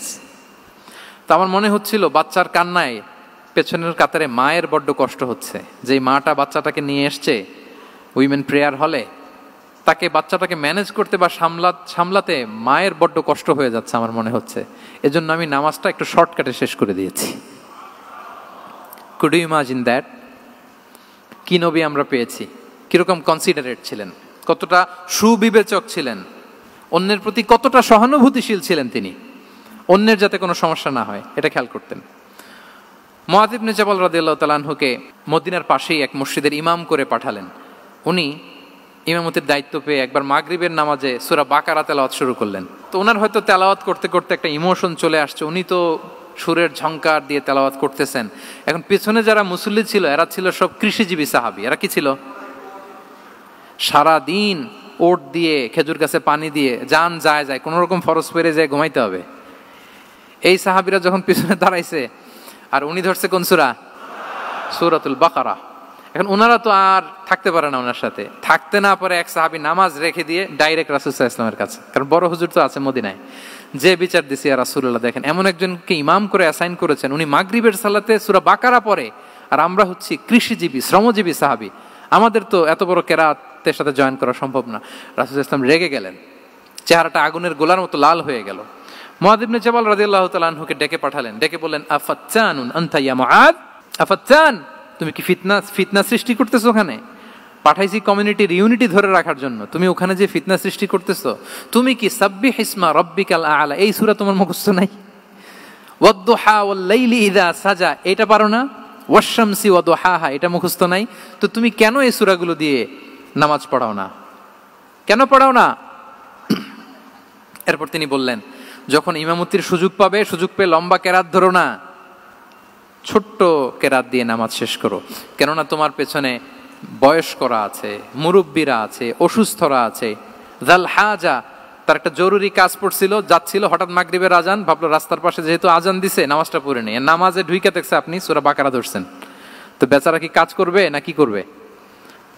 আর তার তো নিয়ত ছিল ফরজ নামাজটা পড়ি যে বাস ধরবো, এখন আপনি ধরছেন কোন সূরা? বাকারা। দেখেন রাসূল সাল্লাল্লাহু আলাইহি ওয়াসাল্লাম বললেন, যখন ইমামতির চান্স পাবে ছোট সূরা পড়বে, আর যখন তুমি একা পড়বে ফালিউতাউবিল মাশা, যত লম্বা করতে মনে চায় করো, রুকু করো লম্বা, সেজদা করো লম্বা, কেরাত করো লম্বা। রাসূল সাল্লাল্লাহু আলাইহি ওয়াসাল্লাম তো রাতে আধা ঘন্টা 40 মিনিট প্রথম রাকাতে কেরাত পড়তেন, এরপরে আবার 40 মিনিট রুকুতে থাকতেন, রুকু থেকে দাঁড়ায় আবার 40 মিনিট, আবার সেজদায় যেয়ে 40 মিনিট, এরপরে সেজদা থেকে 2 সেজদার মাঝখানে আবার 40 মিনিট, 2 রাকাত দিয়ে এরকম রাতও শেষ করে দিয়েছেন। তো আপনার লম্বা যদি পড়তে মনে চায়, আপনি তো আপনার ব্যক্তিগত নফল সালাতে এভাবে লম্বা করবেন। কিন্তু আমাদের হয়ে গেছে উল্টা, একাকী নামাজ কোন রকম রুকু সেজদা এরকম হয়ে গেছে না অনেকটা। কিন্তু ইমামতির সুযোগ পেলে মাশাআল্লাহ, আল্লাহু আকবার, এইবার শুরু হয়েছে শাইখ সুদাইসির কণ্ঠে, এই লম্বা করে। এখন পেছনে মুসল্লিদের কি দশা ওইটা আর আমরা খেয়াল করি না। না, আমাদেরকে অন্যের প্রতি সহানুভূতিশীল হতে শিখিয়েছে ইসলাম, কনসিডারেট হতে শিখিয়েছে, সুবিবেচক হতে শিখিয়েছে, যেটা রাসূল সাল্লাল্লাহু আলাইহি ওয়াসাল্লাম করেছেন। এবং রাসূল সাল্লাল্লাহু আলাইহি ওয়াসাল্লাম কোনো কাজে কাউকে পাঠালে ওনার বিখ্যাত সে বাণীটা বলে দিতেন যে ইয়াসসিরু ওয়ালা তুআসসিরু বাশশিরু ওয়ালা তুনাফিরু, সহজ করে উপস্থাপন করো, কঠিন করো না। সুসংবাদ দিও, মানুষকে দিন থেকে ভাগিও না। আমরা মানুষকে ভয় দেখাই, আমরা এত কঠিন করে ইসলামকে উপস্থাপন করি, মানুষ বলে আগে যেটা করতাম ওইটাই ভালো। তো আমরা যেন দিনকে কঠিন না করি, আমাদের কোনো অ্যাটিটিউডের কারণে যেন মানুষ ইসলাম থেকে ভেগে না যায়। আরেকটা উদাহরণ দেখুন, একবার মাগরিবের কিংবা এশার নামাজে রাসূল সাল্লাল্লাহু আলাইহি ওয়াসাল্লাম লম্বা সেজদা দিলেন। এত লম্বা সেজদা তিনি কখনো দেন না। নামাজ শেষে সাহাবারা জিজ্ঞেস করলেন, ইয়া রাসূলুল্লাহ, আপনি কি নামাজের মাঝখানে অসুস্থ হয়ে গেলেন নাকি? অথবা কোরআনের আয়াত নাজিল হলো নাকি, ওহী নাজিল হলো নাকি? রাসূল সাল্লাল্লাহু আলাইহি ওয়াসাল্লাম বললেন, কুল্লু যালিকা লাম ইয়াকুন ওয়ালাকিন নাবনি ইরতাহালানি ওয়া কারিহতু আন উআজ্জিলাহু হাত্তা ইয়াকদিয়া হাজাতাহ। বললেন না, অসুস্থ হই নাই, ওহিও নাজিল হই নাই। আমি যখন সেজদায় গিয়েছি আমার দুই ছোট নাতি হাসান হোসেন আমার কাঁধের উপরে চেপে বসেছে। যতক্ষণ না ওরা খেলা শেষ না করে নিচে নেমেছে আমি সেজদায় লুটিয়েছিলাম, নেমেছে এরপরে মাথা উঠিয়েছি। আমার মাথা উঠানোর কারণে ওদের খেলার একটু ডিস্টার্ব হবে, এজন্য আমি আর সেজদা থেকে মাথা উঠাই নাই। দেখেন, নাতির খেলার যেন ডিস্টার্ব না হয়। পেছনের মহিলা সারির এক বোনের নামাজের সমস্যা হচ্ছে, এগুলো উনি খেয়াল করতেন, ছোট্ট ছোট্ট বিষয়গুলো উনি খেয়াল করতেন। এটাকে বলে কনসিডারেট মাইন্ডসেট। কি বলে? তাহলে আমরা অন্যের প্রতি যেন সহানুভূতিশীল হই, নাকি শুধু নিজেরটাই দেখব? অন্যেরটা দেখার দরকার আছে না নাই বলেন? 8 নাম্বার হচ্ছে ট্রান্সপারেন্সি। ট্রান্সপারেন্সি মানে হচ্ছে স্বচ্ছতা। ওনার জীবনের চাইতে, ওনার বায়োগ্রাফির চাইতে স্বচ্ছ বায়োগ্রাফি আপনি পাবেন না। No public and private division, and in the long history of time no one's life has been recorded more transparently than the life of Prophet Muhammad sallallahu alaihi wasallam. রাসূল সাল্লাল্লাহু আলাইহি ওয়াসাল্লামের চেয়ে বেশি পৃথিবীতে এমন সেকেন্ড কোনো পার্সন আপনি দেখাতে পারবেন না যার জীবনে সবকিছু রেকর্ডেড। সবকিছু রেকর্ডেড। এরকম আছে? ঘরে কি করেছেন, বাইরে কি করেছেন, স্ত্রীর সাথে কি করেছেন, বন্ধুর সাথে কি করেছেন, সাহাবাদের সাথে কি করেছেন, শত্রুর সাথে কি করেছেন, অল আর রেকর্ডেড। সব এন্ড ক্রিস্টাল ক্লিয়ার, একেবারে স্বচ্ছ পানির মতো, স্ফটিক কাচের মতো ক্লিয়ার, ট্রান্সপারেন্ট। ওনার সব কাজে উনি স্বচ্ছতা বজায় রাখতে চাইতেন। কতটা স্বচ্ছ ছিলেন একটা মজার ঘটনা শোনায় আপনাদেরকে। সহিহ বুখারীতে এসেছে, রমাদানের শেষ 10 দিন, দ্য লাস্ট 10 days অফ রমাদানে তিনি ইতিকাফ করতেন। তো ইতিকাফ অবস্থায় স্ত্রীরা এসে রাতে দেখা করে যেত, জরুরি কথা আলাপ থাকলে সেরে যেত। একবার রাতে সফিয়া বিনতে হুয়াই ইবনে আখতাব রাদিয়াল্লাহু তাআলা আনহা আসলেন, ওনার স্ত্রী। কথা হলো এবার ওনাকে একটু এগিয়ে দিবেন। মসজিদ থেকে রাসূল ইসলাম বারান্দার দিকে পাশ দিয়ে আসলেন এগিয়ে দেওয়ার জন্য। ইন দ্য মিন টাইম হঠাৎ দুইজন আনসারি সাহাবী পাশ দিয়ে হেঁটে যাচ্ছেন। রাসূল সাল্লাল্লাহু আলাইহি ওয়াসাল্লাম আম্মাজানকে বিদায় দিবেন এখানে। হঠাৎ করে তিনি আওয়াজ করে বললেন, আলা রিসলিকুমা, এই দাঁড়াও। ওই সাহাবী দুইজন রাসূল সাল্লাল্লাহু আলাইহি ওয়াসাল্লামের সাথে কে ওটা টের পায় নাই, বুঝতে পারে নাই। বোরকায় আবৃত কোন এক নারী দেখে রাসূল আর ওই নারীকে দেখে তারা আরো দ্রুত গতিতে হাঁটতে শুরু করে দিচ্ছে, আমরা চলে যাই এখান থেকে। দেখেন, রাসূল সাল্লাল্লাহু আলাইহি ওয়াসাল্লাম নিজের অবস্থানকে ট্রান্সপারেন্ট করার জন্য বললেন, আলা রিসলিকুমা, দাঁড়াও। দাঁড়ালেন। তখন রাসূল সাল্লাল্লাহু আলাইহি ওয়াসাল্লাম বললেন যে, ইন্নাহা উম্মুকুম সফিয়া, আমার পাশে যাকে দেখতে পাচ্ছ বলে দেয়া ভালো যে সে কিন্তু অন্য কোনো নারী নয়, সে তোমাদের মা উম্মুল মুমিনিন সফিয়া। সাহাবারা বলে, সুবহানাল্লাহ ইয়া রাসূলুল্লাহ, ইয়া রাসূলুল্লাহ, এ কেমন কথা? আপনি কেন আমাদের কাছে জবাবদিহি করতে যাচ্ছেন বা ক্লারিফাই করছেন? আপনার পাশে কোনো নারী এত রাতে যদি দাঁড়িয়ে থাকে, তিনি তো আমাদের মাদের মধ্যে থেকেই তো একজন হবেন, কেন আপনি বলতেছেন? তখন রাসূল সাল্লাল্লাহু আলাইহি ওয়াসাল্লাম বললেন যে, না, ইন্না শাইতানা ইয়াজরি মিনাল ইনসানি মাজরাদ দাম, শয়তান মানুষের রগে রগে চলাচল করে। ওয়া ইন্নী খাশিতু আই ইউকযিফা ফি কুলুবিকুমা শাররান, আরেক বর্ণনায় আছে শাইআন, আমার ভয় হয় হয়তো শয়তান কোনো সন্দেহের উদ্রেক তোমাদের হৃদয়ে ঢুকায় দিতে পারে। সুবহানাল্লাহ। এজন্য আমি ক্লিয়ার করে দিলাম, এটা আমার বউ, আমার স্ত্রী, তোমাদের মা সফিয়া। দুজন সাহাবী যদি চলে যায়, এমন হতেই পারতো বাড়িতে যে একজন আরেকজনকে জিজ্ঞেস করতে পারতো যে, আচ্ছা নবীর পাশে যে কালো বোরকা পরা মহিলাটা ছিল দেখছো না, এটা কে?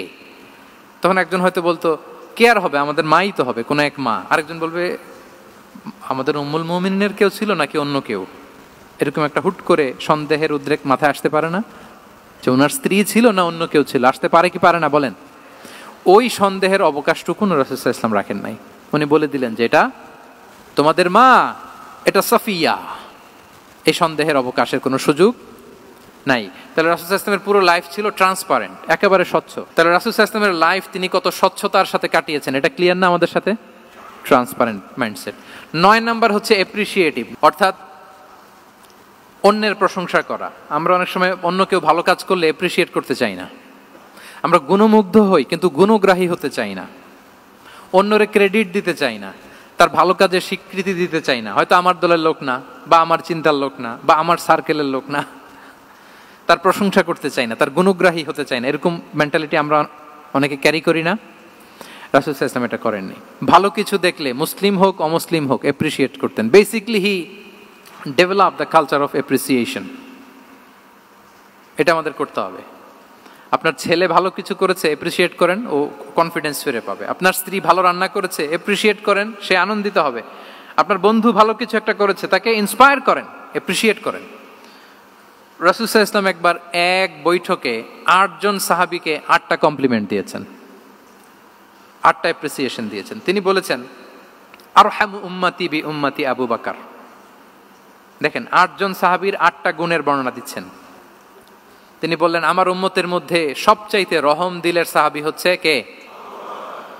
আবু বকর রাদিয়াল্লাহু তাআলা। এত রহম দিলের ছিলেন, উনি যখন আল্লাহ রাসূল সাল্লাল্লাহু আলাইহি ওয়াসাল্লামের ইন্তেকালের পরে মসজিদে নববীতে যখন নামাজে দাঁড়াতেন, কান্নার চোটে উনি কেরাতই পড়তে পারতেন না। কমপ্লেন করতো সাহাবারা যে আমরা তো কেরাত বুঝি না, একটু স্পষ্ট করে পড়েন, কান্না একটু থামান। কেন কাঁদতেন? কারণ উনি যখন নামাজে দাঁড়াতেন ওনার ফিলিংসটা হতো এরকম যে কাইফা আকুমু মাকামা রাসূলিল্লাহ, আমি রাসূলের জায়গায় কিভাবে দাঁড়াই? এখানে তো আমার রাসূল দাঁড়িয়ে ইমামতি করেছেন, আমি নবীর জায়গায় দাঁড়িয়ে কিভাবে নামাজটা পড়াই? এই অনুভব থেকে উনি যে কাঁদতে শুরু করতেন, এই কান্নার ধাক্কায় উনি আর তেলাওয়াতই আগাতে পারতেন না। আরহামু উম্মতি বি উম্মতি আবু বকর। আমার উম্মতের মধ্যে সবচাইতে রহম দিলের হচ্ছেন আবু বকর। ও আসাদ্দুহুম ফি আমরিল্লাহি উমর। দেখেন প্রশংসা করতেছেন। আর আমার উম্মতের মধ্যে আল্লাহর দিন বাস্তবায়নে সবচাইতে কঠোর হচ্ছে ওমর। মুনাফিকরা ওনাকে জমের মতো ভয় পেত, ইভেন শয়তান ভয় পেত। রাসূল সাল্লাল্লাহু আলাইহি ওয়াসাল্লাম বলেন ওমর, তুমি যদি এই রাস্তা দিয়ে হাঁটো, শয়তান যদি দেখতে পায়, শয়তান এই রাস্তা রেখে দিয়ে অন্য কোনো রাস্তা থাকলে ওইটা দিয়ে হাঁটে। সুবহানাল্লাহি বিহামদি। আমাদের অনেক সময় এমন হয় না যে আমাদের বাচ্চারা ছেলেমেয়েরা খেতে চায় না, আমাদের নাতি নাতনিরা খেতে চায় না, মায়েরা খাবার নিয়ে পেছনে পেছনে ঘুরে, আর তখন ভয় দেখায় এই রাত্রিবেলা তাড়াতাড়ি খাও, ওই যে বাঘ আসবে বাঘ, বিড়াল আসবে বিড়াল, তাড়াতাড়ি না খেলে কিন্তু ভূত আসবে ভূত। এরকম বলেন আপনারা? বলেন না? এই দায়িত্ব তো আপনাদের কাঁধে থাকে না? তো ওই যে আমাদের বোনরা বলতে পারবে, বোনরা খাবার নিয়ে ঠিকই রাত্রিবেলায় বাচ্চাদের পেছনে পেছনে এরকম দৌড়াতে হয়।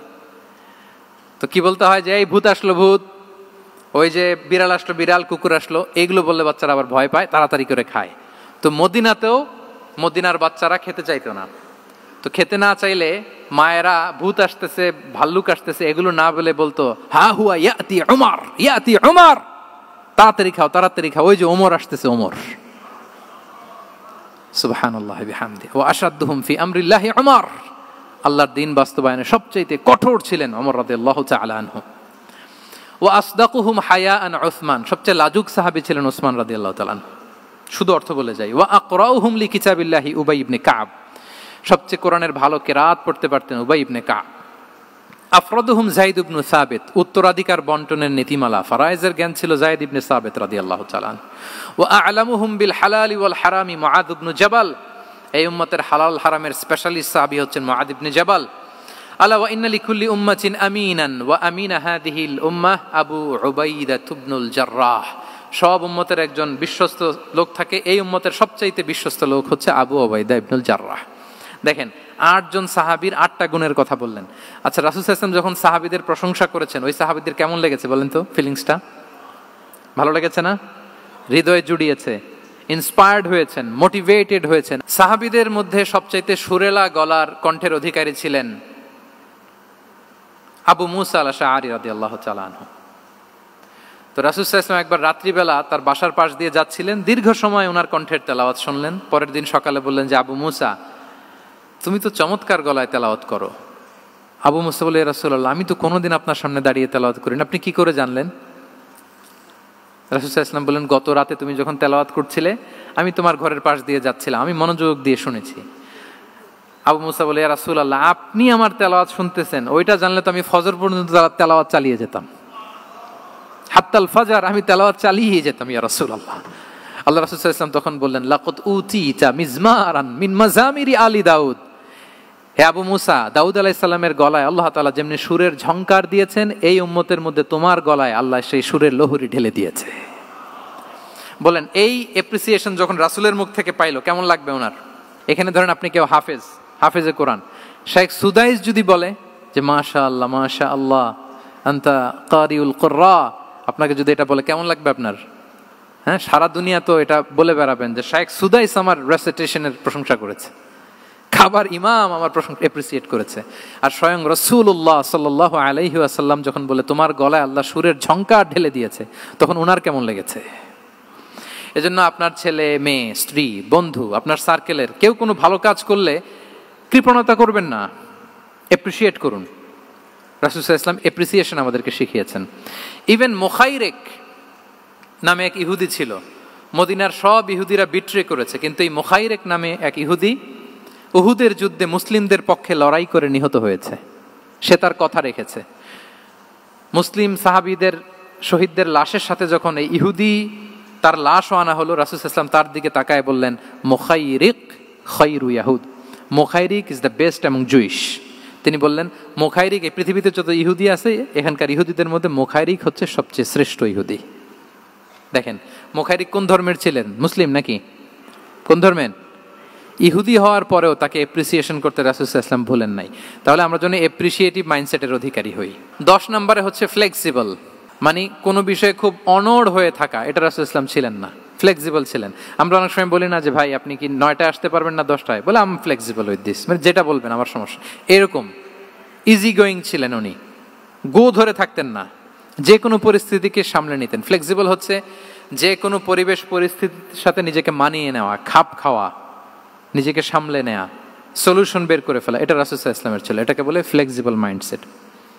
নাজরানের 60 জন খ্রিস্টান পাদ্রী এসেছিল মদিনায় দেখা করতে। এখন এত মানুষকে সম্মানিত মেহমান উনি কোথায় বসতে দিবেন? পরামর্শ করলেন কোথায় বসতে দেওয়া যায়। এক সাহাবী বলে আমার কাছে কিছু খেজুর পাতা আছে, ওটা বিছায়া একটা জায়গা করি ওখানে বসি। রাসূল সাল্লাল্লাহু আলাইহি ওয়াসাল্লাম বললেন না, দামি মেহমান, এটা হয়। আরেকজন বলে বিকেল বেলায় তো সূর্য পড়ে যাবে, পাহাড়ের ছায়ায় উহুদ পাহাড়ের ওই পাশে যেয়ে বসি। রাসূল সাল্লাল্লাহু আলাইহি ওয়াসাল্লাম বললেন না, এটাও তো হয় না। বলতে বলতে ওই 60 জন পাদ্রী চলেই আসছেন এই মানে বিদেশি মেহমান, ফরেন ডেলিগেশন। কি করবেন? রাসূল সাল্লাল্লাহু আলাইহি ওয়াসাল্লাম 60 জনকে মসজিদে নববীর ভেতরে নিয়ে বসালেন, মসজিদে নববীর ভেতরে বসালেন। এবং সিরাতে ইবনে ইসহাকে এসেছে যে তখন ওদের আবার ইবাদতের সময় হয়েছে, রাসূল সাল্লাল্লাহু আলাইহি ওয়াসাল্লাম তাদেরকে ইবাদতেরও সুযোগ দিয়েছেন। তাদের কিবলা পূর্ব দিকে, তারা পূর্ব দিকে হয়ে 60 জন ওখানে ইবাদত করেছে, তাদের ধর্মের রীতি অনুযায়ী সালাত আদায় করছে। দেখেন কতটা ফ্লেক্সিবল ছিলেন রাসূল সাল্লাল্লাহু আলাইহি ওয়াসাল্লাম। ফজরের সালাতের পরে ঘরে ঢুকেই আম্মাজান আয়েশাকে জিজ্ঞেস করতেন কোনো খাবার আছে? আম্মাজান আয়েশা যদি বলতেন আছে, তিনি সেটা খেতেন। কোনোদিন যদি বলতেন না ইয়া রাসূলুল্লাহ ঘরে তো খাবার নাই, তখন রাসূল সাল্লাল্লাহু আলাইহি ওয়াসাল্লাম বলতেন ফা ইন্নী সাইম, অসুবিধা নাই, খাবার যেহেতু নাই আমি রোজা রেখে দিলাম। কত ইজি গোয়িং। আচ্ছা আমরা হলে কি করতাম বলেন তো? ফজরের পরে ঘরে গেছেন আপনি, বড় সাহেব না, এবার যাওয়ার পরে জিজ্ঞেস করছেন কি আছে খাবার দাও, যদি বলে ঘরে কিছু নাই, কি বলবেন দেখি? কয়েকটা উত্তর আসুক। হ্যাঁ, খবর আছে? এই তো যদি আমরা আলহামদুলিল্লাহ বলি, that is called easy going and flexible mindset. এটাই হওয়া উচিত। খাবার থাকলে খেতেন, না থাকলে বলতেন okay I am fasting, it's not a big deal, ফা ইন্নী সাইম, যেহেতু নাই কি আর করবো, আমি রোজা রেখে দিলাম। এরকম ইজি গোয়িং ছিলেন। দেখেন his life was so simple but so special. Muhammad সাল্লাল্লাহু আলাইহি ওয়াসাল্লাম তাহলে ফ্লেক্সিবল ছিলেন। 11 নাম্বার হচ্ছে অপটিমিস্টিক মাইন্ডসেটের অধিকারী ছিলেন। অপটিমিস্টিক, প্যাসিমিস্টিক ছিলেন না, মানে ইতিবাচক চিন্তা করতেন সবসময়। কি চিন্তা করতেন? আপনি আজকের এই হলরুমের কিছু ভুল ধরতে পারবেন না? যদি বলে যে কয়েকটা ভুল ধরেন, বলবেন যে এই সমস্যা, সাউন্ডের সমস্যা, ওইদিকে এটা নাই, ওইদিকে এটা নাই, এটা হচ্ছে ভুল। আপনি প্যাসিমিস্টিকটা ধরলেন। এবার যদি বলা হয় আজকের এই প্রোগ্রামের কয়েকটা পজিটিভ দিক বলেন, তখন আপনি কিন্তু কয়েকটা পয়েন্ট বের করতে পারবেন যে এটা ছিল একটা ইতিবাচক দিক, এই প্রোগ্রামের এটা ছিল একটা পজিটিভ দিক। তো রাসূল সাল্লাল্লাহু আলাইহি ওয়াসাল্লাম ওই পজিটিভ দিকগুলোতে ফোকাস করতেন। Come back positive, not go back negative. রাসূল সাল্লাল্লাহু আলাইহি ওয়াসাল্লামের কাছে এসে যদি কেউ বলতে ইয়া রাসূলুল্লাহ আমি খুব অসুস্থ, রাসূল সাল্লাল্লাহু আলাইহি ওয়াসাল্লাম বলতেন লা বাসা আলাইকা তুহুরুন ইনশাআল্লাহ। ইয়া রাসূলুল্লাহ আমি অসুস্থ, রাসূল সাল্লাল্লাহু আলাইহি ওয়াসাল্লাম বলতেন আরে don't worry, it will cleanse up you from your sins if আল্লাহ উইশ, ইনশাআল্লাহ এতে তোমার যে গুনাহ টুনা আছে, পাপ আছে, এই পাপগুলোকে আল্লাহ তাআলা এই অসুস্থতা দিয়ে মোচন করে দিচ্ছেন। পড়েন সুবহানাল্লাহ। তাহলে আপনি অসুস্থতার মধ্যে একটু হালকা হইলেন না যে জ্বরে ভুগতেছি, কিন্তু এই জ্বরে নাকি আমার গুনাহ মাফ হয়ে যায়। পেটের ব্যথায় আক্রান্ত, মাথা ব্যথায় আক্রান্ত, কিন্তু এটাতে নাকি আল্লাহ আমার পাপ মোচন করে দেয়, তাহলে একটু ভালো লাগবে না? তাহলে দেখেন একটা কঠিন পরিবেশকে রাসূল সাল্লাল্লাহু আলাইহি ওয়াসাল্লাম সহজ করতেন। অসুস্থ শুনলেই লা বাস তুহুরুন ইনশাআল্লাহ, আর কিছু হবে না, আল্লাহ তোমার গুনাহ মাফ করে দিচ্ছে। অসুস্থ ব্যক্তি দেখলেই মাথায় হাত দিয়ে দোয়া করতেন আল্লাহুম্মা রাব্বান নাস আযহিবিল বাস ইশফি আনতাশ শাফি লা শিফাআ ইল্লা শিফাউক শিফাআন লা ইগাদিরু সাকামা। উজ্জীবিত হয়ে যেত অসুস্থ ব্যক্তি। আমরা কি করি? কাউকে অসুস্থ দেখলে, রোগাক্রান্ত দেখলে, ওই রোগে সবচাইতে কষ্ট পেয়ে যে মারা গেছে তার ঘটনা বলা শুরু করি যে হায় রে ভাই আপনার ক্যান্সার, আমার এক খালা ছিল ক্যান্সারের 4th স্টেজে চলে গেছিল, 14টা কেমো দেয়া লাগছে, এই যে ফিরিস্তি একেবারে ওনার দাফন কাফন পর্যন্ত। এখন বলেন ওই লোক যাও সুস্থ ছিল, এখন আর সুস্থ থাকবে? কথা বলেন, থাকবে? একটা দিব্যি সুস্থ মানুষকে যদি আপনি বলেন ভাই আপনাকে দেখতে কেমন যেন একটু রোগা রোগা লাগতেছে, অসুস্থ নাকি? এরপরে প্ল্যান করে ধরেন আপনি বললেন, উনি আবার ওদিকে যাওয়ার পরে আরেকজনকে প্ল্যান করে বলতে বললেন, ও বললো ভাই ব্যাপার কি, চেহারাটা কেমন শুকনা শুকনা। এরকম 5 জন বলার পরে ওই বিকেলে কাঁথা গায়ে দিয়ে শুয়ে ফেলবে বিছানায়। তো আপনি অসুস্থ এমনি বানাই ফেলছেন। কিন্তু রাসূলুল্লাহ সাল্লাল্লাহু আলাইহি ওয়া আলিহি ওয়াসাল্লাম উনি বলতেন লাবাস লাবাস আলাইক তাহুরুন ইনশাআল্লাহ, আরে সুস্থ হয়ে যাবা।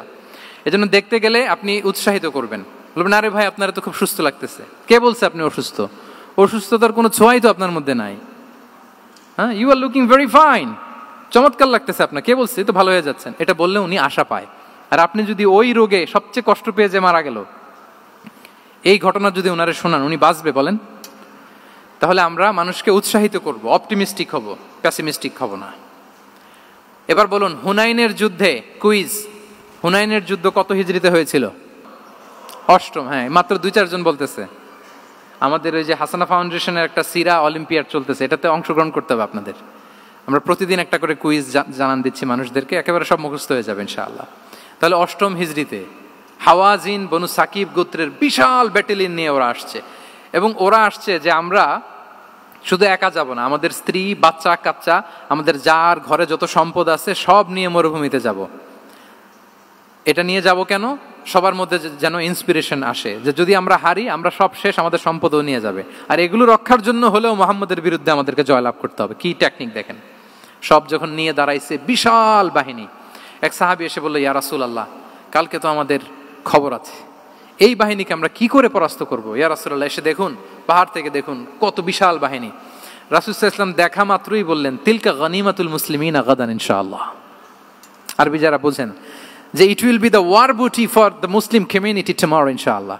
আরে এগুলো তো আমরা সব গনিমত আকারে ব্যাগে কইরা মদিনায় নিয়ে যাব। এই যুদ্ধে জয়লাভ করে যা আছে এগুলো উটে করে ওয়ার বুটি হিসেবে মদিনায় নিয়ে যাব। বলার সাথে সাথে সাহাবীদের সব ভয় দূর হয়ে গেল, আবার প্রাণ ফিরে পেলেন, সজীব হয়ে উঠলেন, উজ্জীবিত হলেন। তাহলে আমরা অপটিমিস্টিক হব, আমরা ইতিবাচক চিন্তা করব। এবং ইসলাম আল্লাহ তাআলার ব্যাপারেও আমাদেরকে ইতিবাচক ধারণা রাখতে উৎসাহিত করে। হাদিসে কুদসিতে আল্লাহ বলেন আনা ইনদা যান্নি আবিদি বি, আমার বান্দার নিকট আমি তেমন, আমার বান্দা আমার ব্যাপারে ঠিক যেমন ধারণা করে। আপনি যদি ধারণা করেন আল্লাহ দয়ালু, ঠিক আল্লাহ তাআলাকে দয়ালু পাবেন। এখন বলেন আল্লাহর ব্যাপারে কার ধারণা কেমন? আল্লাহ তাআলা খুব প্রতিশোধ পরায়ণ না? প্রচন্ড রাগী, আমাদের সবাইকে জাহান্নামে দেওয়ার জন্য বসে আছেন না? তাহলে কি ধারণা বলেন তো? তিনি দয়াময়, তিনি মেহেরবান, তিনি আমাদেরকে অবশ্যই ক্ষমা করবেন। এই বিশ্বাস আল্লাহর প্রতি আমাদের সবার আছে তো? এই বিশ্বাস যদি থাকে, ঠিকই আল্লাহ তাআলাকে রহমান রাহিম হিসেবেই আপনি পাবেন। লাস্ট হচ্ছে রেজিলিয়েন্ট। শেষ, I am going to conclude my speech today. Resilient হচ্ছে যাকে থামানো যায় না, আনস্টপেবল। সংকট কাটিয়ে ঘুরে দাঁড়ানোর সামর্থ্য যার থাকে তাকে বলে রেজিলিয়েন্ট। লেগে থাকার মানসিকতা, টিকে থাকার যোগ্যতা, সহজে হার না মানার যে অ্যাটিটিউড, এটাকে বলে রেজিলিয়েন্ট মাইন্ডসেট। রাসূল সাল্লাল্লাহু আলাইহি ওয়াসাল্লামকে আল্লাহ তাআলা এই মাইন্ডসেট দিয়েছিলেন। ওনাকে হারাইতে পারছে কেউ? জীবনের সাথে এটা সেট করে নেন যে আমি কখনো হারি না, আমি হয় জিতি নয় শিখি। আমি কখনো হয় জিতি নয় শিখি। এই মাইন্ডসেট যদি গ্রো করেন, আপনার হারাইতে পারবে কেউ? পারবে না। রাসূল সাল্লাল্লাহু আলাইহি ওয়াসাল্লাম he was unstoppable, having unbelievable সাবর। ধৈর্যের পাহাড় নিয়ে, আনস্টপেবল অ্যাটিটিউড নিয়ে তিনি শুধু সামনে গিয়েছেন, পেছনে যান নাই কখনো। সীমাহীন কষ্ট আর সংগ্রামের মধ্য দিয়ে গিয়েছেন, থামাতে পারে নাই ওনাকে কেউ পারে নাই। ইয়াতিম হিসেবে জন্মগ্রহণ করলেন, পৃথিবীর আলো দেখবার আগে বাবাকে হারালেন, ছোট বয়সে মাকে হারালেন, পরে দাদাকে হারালেন, এরপর চাচাকে হারালেন। শিয়াবে আবি তালেবে জেল খেটেছেন 3 বছর। Physical torture, mental torture, life threat, হত্যা করার ষড়যন্ত্র হয়েছে। আল্লাহ তাআলা বলেছেন আজ রাতে হিজরত করো। ব্ল্যাক ম্যাজিক করা হয়েছে। লাবিদ ইবনুল আসাম, এক ইহুদিদের মিত্র, ওনাকে ব্ল্যাক ম্যাজিক করেছে। মারার জন্য খাদ্যে বিষ মিশিয়ে দেওয়া হয়েছিল। বাজুর মাংস, খাসির বাজুর মাংস পছন্দ করতেন। খাইবারের এক ইহুদি নারী এই ছাগলের এই মাংসের মধ্যে বিষ দিয়েছিলেন। ইহুদিদের পক্ষ থেকে betray, treachery, conspiracy and what not, কি বাকি ছিল বলেন? ষড়যন্ত্রের এমন কোনো ধরন ছিল না যেটা তারা বাকি রেখেছে। কিন্তু রাসূল সাল্লাল্লাহু আলাইহি ওয়াসাল্লামকে কি থামানো গিয়েছিল? বলেন, থামানো গিয়েছিল? গোটা বিশ্বব্যাপী উনি ছড়িয়ে দিয়েছিলেন লা ইলাহা মুহাম্মাদুর, so nothing can stop him. আমাদের যে লক্ষ্য, ওই লক্ষ্য পানে আমরা পৌঁছবই, আমাদেরকে কোনো কিছু থামাতে পারবে না ইনশাআল্লাহ। বলেন, আমরা আমাদের লক্ষ্য পানে মানজালে মাকসাদে দৌড়ে দৌড়ে যাব। আমাদেরকে থামিয়ে দেয়া হলে আমরা হাঁটতে থাকব, সেখানে আমাদেরকে আঘাত করা হলে আমরা হামাগুড়ি দিয়ে সামনের দিকে যেতে থাকব, সেখানেও থামিয়ে দেওয়ার চেষ্টা করা হলে আমরা আমাদের মঞ্জিলে মাকসুদের দিকে অপলক নেত্রে চেয়ে থাকব।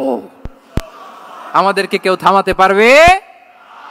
রেজিলিয়েন্ট, অনর, অটল, আনস্টপেবল, এই মাইন্ডসেটের অধিকারী ছিলেন। ফলেই তিনি লা ইলাহার বাণীকে গোটা বিশ্বে ছড়িয়ে দিতে পেরেছেন। তাহলে আমরা রেজিলিয়েন্ট হতে চাই কি চাই না বলেন? সম্মানিত শুধু মোট কয়টা মাইন্ডসেট জানলাম? 12টা। এগুলোকে আমরা নিজেদের মধ্যে ধারণ করতে পারবো ইনশাআল্লাহ। কারণ রাসূল সাল্লাল্লাহু আলাইহি ওয়াসাল্লাম আমাদের জন্য যা নিয়ে এসেছেন ওইটাই আমাদের আঁকড়ে ধরতে হবে। যেটা বারণ করেছেন ওইটা থেকে আমাদের দূরে থাকতে হবে। যে আয়াত দিয়ে শুরু করেছিলাম সূরা হাশরে, রমা আতাকুমুর রাসূলু ফাখুযুহু ওয়া মা নাহাকুম আনহু ফানতাহু। নবী যা এনেছে ধরো, নবী যা বারণ করেছে সেগুলো ছেড়ে দাও। আমরা আল্লাহ তাআলার কাছে কামনা করি আমার নবী ওনার যে থট প্রসেসকে ডেভেলপ করেছেন, ওনার যে অ্যাপ্রোচ এন্ড মাইন্ডসেটকে ডেভেলপ করেছেন, আমরাও যেন আমাদের মাইন্ডসেটকে ঠিক ওইভাবে করতে পারি। আমাদের রাসূল সাল্লাল্লাহু আলাইহি ওয়াসাল্লাম যেভাবে চিন্তা করতেন, আমাদের ভাবনা এবং চিন্তার আঙ্গিনাও যেন ঠিক সেই রকম হয়। আমরা সবাই পড়ি আমিন। তার মাইন্ডসেট হবে আমাদের মাইন্ডসেট। কি বলেন? পারা যাবে তো ইনশাআল্লাহ? তাহলে কয়টা মাইন্ডসেটের কথা বলেছি? 1 নম্বরে কি ছিল? God centric. 2 নম্বরে ভিশন ওরিয়েন্টেড। 3 নম্বরে উইজডম ড্রিভেন। 4 নম্বরে রিফর্ম সেন্ট্রিক। 5 নম্বর ওপেন মাইন্ডেড। 6 নম্বর এন্টারপ্রেনার। 7 নম্বর কনসিডারেট। 8 নম্বর ট্রান্সপারেন্ট। 9 নম্বর অ্যাপ্রিশিয়েটিভ। 10 নম্বর ফ্লেক্সিবল। 11 নম্বর অপটিমিস্টিক এবং 12 নম্বর রেজিলিয়েন্ট। এটা ছিল রাসূল সাল্লাল্লাহু আলাইহি ওয়াসাল্লামের মাইন্ডসেট। এই মাইন্ডসেট দিয়ে যদি আমরা আমাদের মাইন্ডসেটকে সাজাতে পারি, আমাদের সফলতা দুনিয়া এবং আখিরাতে কেউ ঠেকাতে পারবে? আল্লাহ তাআলা আমাদের সবাইকে কথাগুলো বোঝার ও আমল করার তৌফিক দান করুক। হাদা মা ইনদি ওয়াল ইলমু ইনদাল্লাহি আলাইহি তাওয়াক্কালতু ওয়া ইলাইহি উনীব। আসসালামু আলাইকুম ওয়া রাহমাতুল্লাহি তাআলা ওয়া বারাকাতুহু।